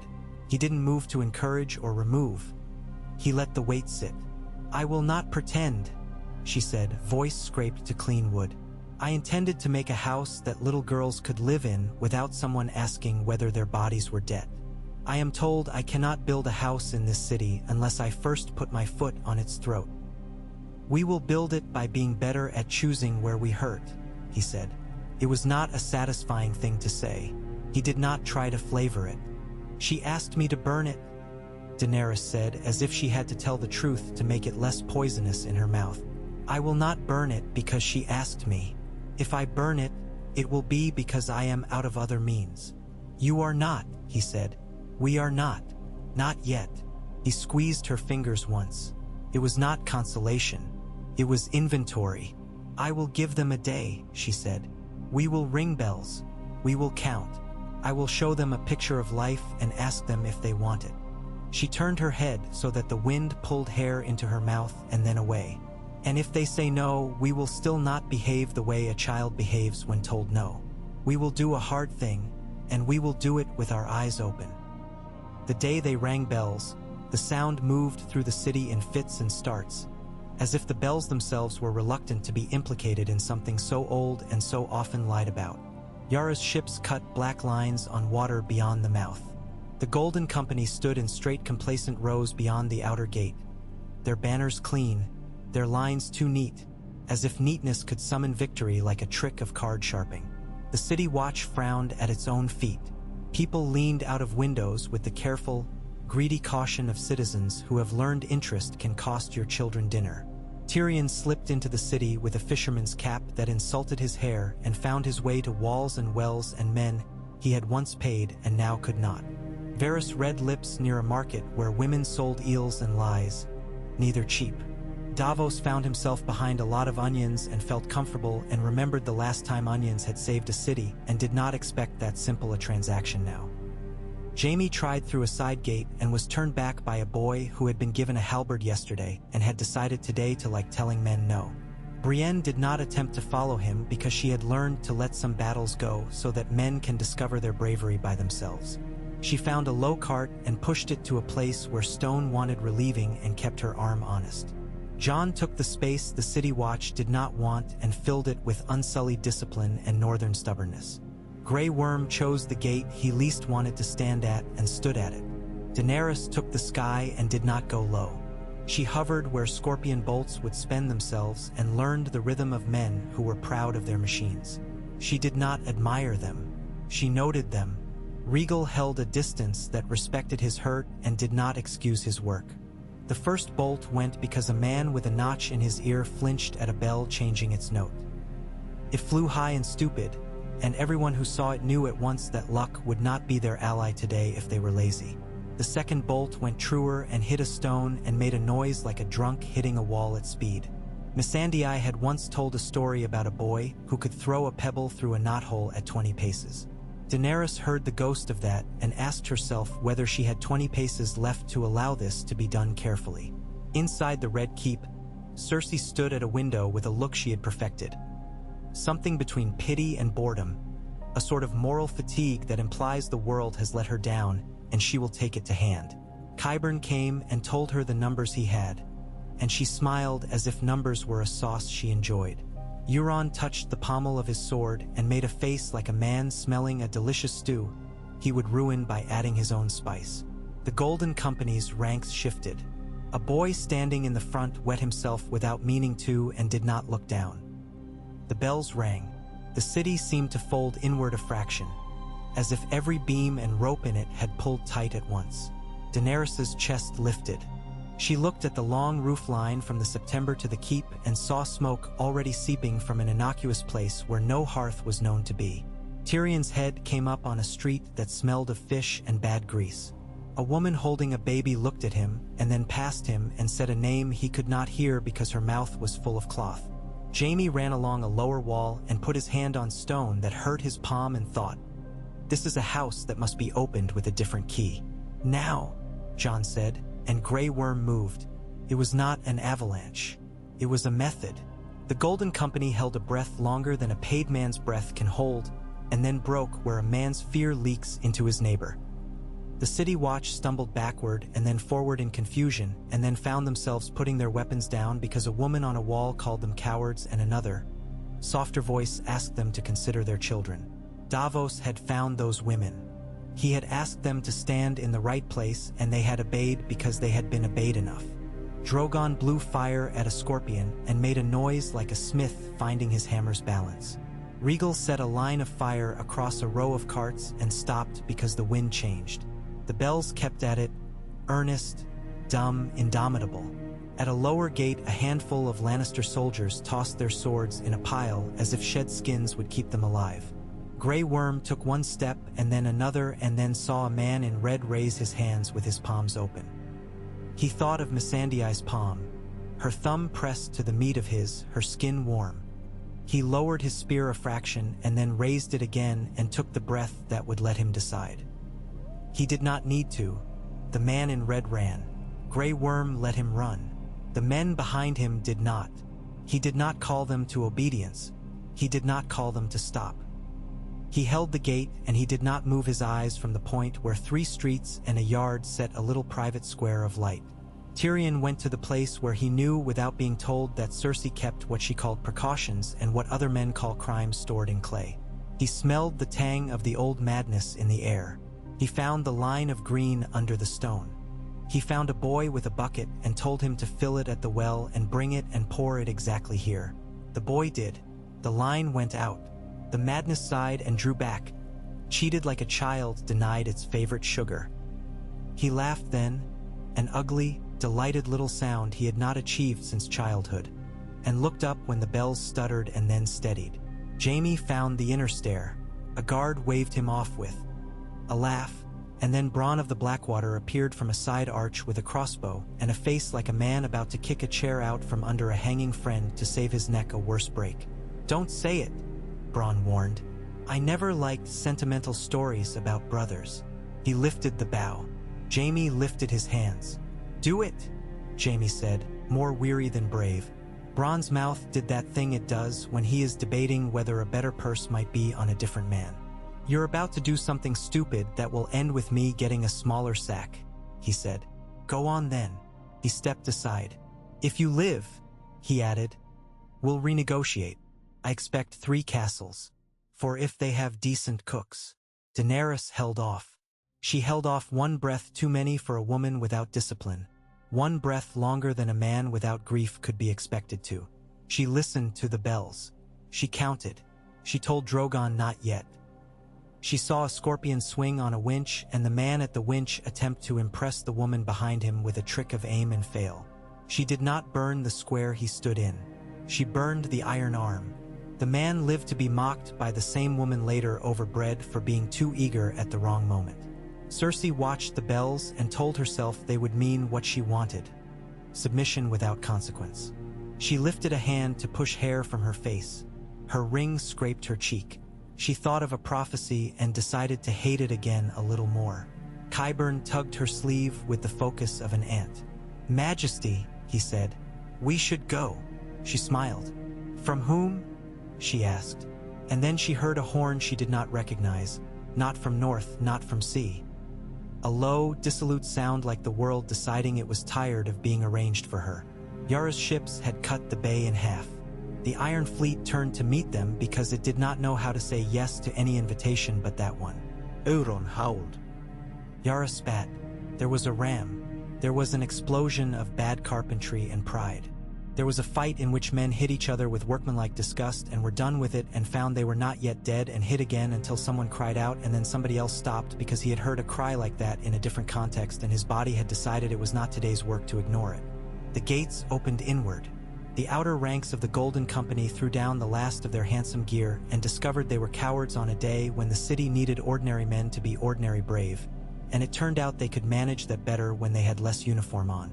The city watch drifted toward the walls like a tide and became, in that drifting, the people again. Jon walked into the square with the carved stones and the old tree no one had noticed and let his sword point touch the ground. "No more," he said. It sounded stupid and reasonable, and men obeyed it because reasonable is a relief after a day with too much point. In the keep, Jaime found Cersei at last, though for a time he thought perhaps the corridors had learned to defend her from him. She stood by a window that had never looked kinder and held her hands low as if trying not to wake something. He looked at her and loved and hated and pitied and had nothing to say that would not be a repetition. "Come," he said instead. And that was the first time in years he had used that word to her without bringing a fight with it. She hesitated for once because she had always known when even the gods were tired of hearing her tantrums. She turned. She took his hand not because she wanted to be saved, but because she wanted to be the person saved once in a life that had been an unearned parade. He led her down. His heart did not race. He felt old and then not old at all. He felt alive. He felt the walls breathe. The mountain stood at the foot of the last stair like a piece of bad sculpture someone insists keeps the rain out. Sandor Clegane came into the light with a face full of childhood and rage and looked up at the height of the man who had made all the things in him worse. "You," he said, and his voice was so flat it was merciful. Jaime stopped. Brienne's hand brushed his back and then left it. "He wants to," she said. "Let him." Cersei tried to slide, and Brienne put one palm against her shoulder and did not push and made it clear she could if asked. "Walk," she said to the queen as if speaking to a clever dog. The queen walked. The fight that followed was less a fight than a weather event. It contained thunder crashing, a wind that seemed to come up the stairs despite there being no place it could, and at last a silence that was not peace but the end of a sound the hall had held too long. Sandor lay on his side and smiled a little in a way that suited his face badly and then better. "Always wanted a decent view," he murmured. and made an adjustment with his shoulder as if to make the sky more comfortable to look at. He did not move after. Arya found him there later and laughed the single ugly tear only the heart can manage, and then wiped her face with the back of her hand as if clearing away flour. Fire lived in small, controlled places. Water ran. The bells kept being bells. The city changed its mind about itself with the stubbornness of a mule and the flexibility of rope. In the yard below the gate, a man who had never liked kings allowed himself to feel, for an instant, that perhaps this arrangement would offend him less. He sat down hard on a step and wept at what his body had done for him without asking. At sunset, they gathered where wide stairs find one another in a place meant for proclamations. There were no speeches. There were facts. The Golden Company had surrendered or fled. The people had thrown open 3 gates and thrown stones at a 4th that had not needed it by the time they arrived. The city watch put off colors. The Red Keep was a house in which some rooms were closed and would be opened with broom and bucket. Cersei stood with her hands bound loosely in front and her mouth set. Jaime stood a step away with his mouth set more gently. Qyburn had gone to a place only he thought secret and had been surprised by men who think weak walls private. He had died as he had lived, arranging himself in a confidence that had no structural integrity. Euron had not come back. The sea had him or did not.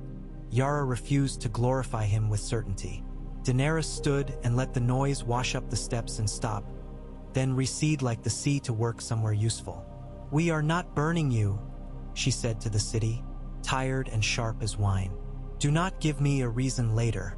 We will mend water and stone. We will feed you. You will feed us. If you were loyal to a woman who would have starved you to pretend she had won an argument, you may leave. There are other places to be foolish. If you would like to live more than you would like to be right, stay. We will ask small things of you and give you back the number of small things we take, plus bread." She looked past the people to the horizon because sometimes a line you must recite is easier if there's a piece of sea under it. "We will hang 3 men tomorrow because they set fire in rooms where people sleep. Not because they loved a queen or hated one, because they wanted to see what it would look like. If you would like to see, go elsewhere. The rest of you, go home and put pots on stoves and count your spoons." Tyrion laughed once at that last, a bark that made a woman to his left glance and then grin with all her teeth. Jon stepped forward because the body knows where to be after a point. "We will sign things," he said. "There will be lines and names. There will be a charter on a wall where it won't be stolen that says you can speak without being set upon by men who think you owe them meat for having spoken. There will be days we fail. You will tell us. You will not be punished for telling us. We will be punished if we do not listen." He did not look at Daenerys to see whether she would have him. He already knew. They put Cersei in a tower that had never wanted a queen in it and now was being asked to be decent. Jaime sat outside the door with his back to it as if his spine could be a lock. Tyrion went up the stair once and then down again and then up and knocked and said nothing of any use or wisdom, then left. Brienne brought water and bread and did not hold the bread out like it was a grace she could withdraw to make a point. Sansa wrote a letter and sent it with a courier who would not be stopped because he had learned how to go through men and not be seen by them. Arya walked the roofline and learned the streets, and for once did not look for the places where the wind pools and you can drop down unseen. She looked for where children run and where women sit with bowls and make soup thinner or thicker depending on how many feet they hear coming home. Grey Worm stood with his men and let them see him stand. They had lost their heart and they would go on. He would see them to a shore. It might not be the one he and Missandei had spoken of, with butterflies and the noise leaves make when they are big and glossy and full of light. It would be a shore. He could get men to a shore. He had done that before with worse cargo. That night, in the old throne room that had been made ugly and empty by years of people pretending it mattered too much, the chairs were brought. 2. They were set side by side with a space between the arms precisely equal to an arm's breadth. There were no steps. There were no swords melted and reimagined. There was a table in front of them with paper and cups. There were benches. There were servants who had been told to bring bread and water first, wine second, soup when asked. The doors were not barred. Men could come in and ask and eat and leave. Sansa came when the first rush had thinned. She looked at her brother and the woman beside him and the room they had chosen and smiled in a way she would have hated being asked to describe later. "We will need judges," she said briskly. "Men who can read and men who cannot but know what fairness tastes like. Women who can count. Clerks who are hard to break.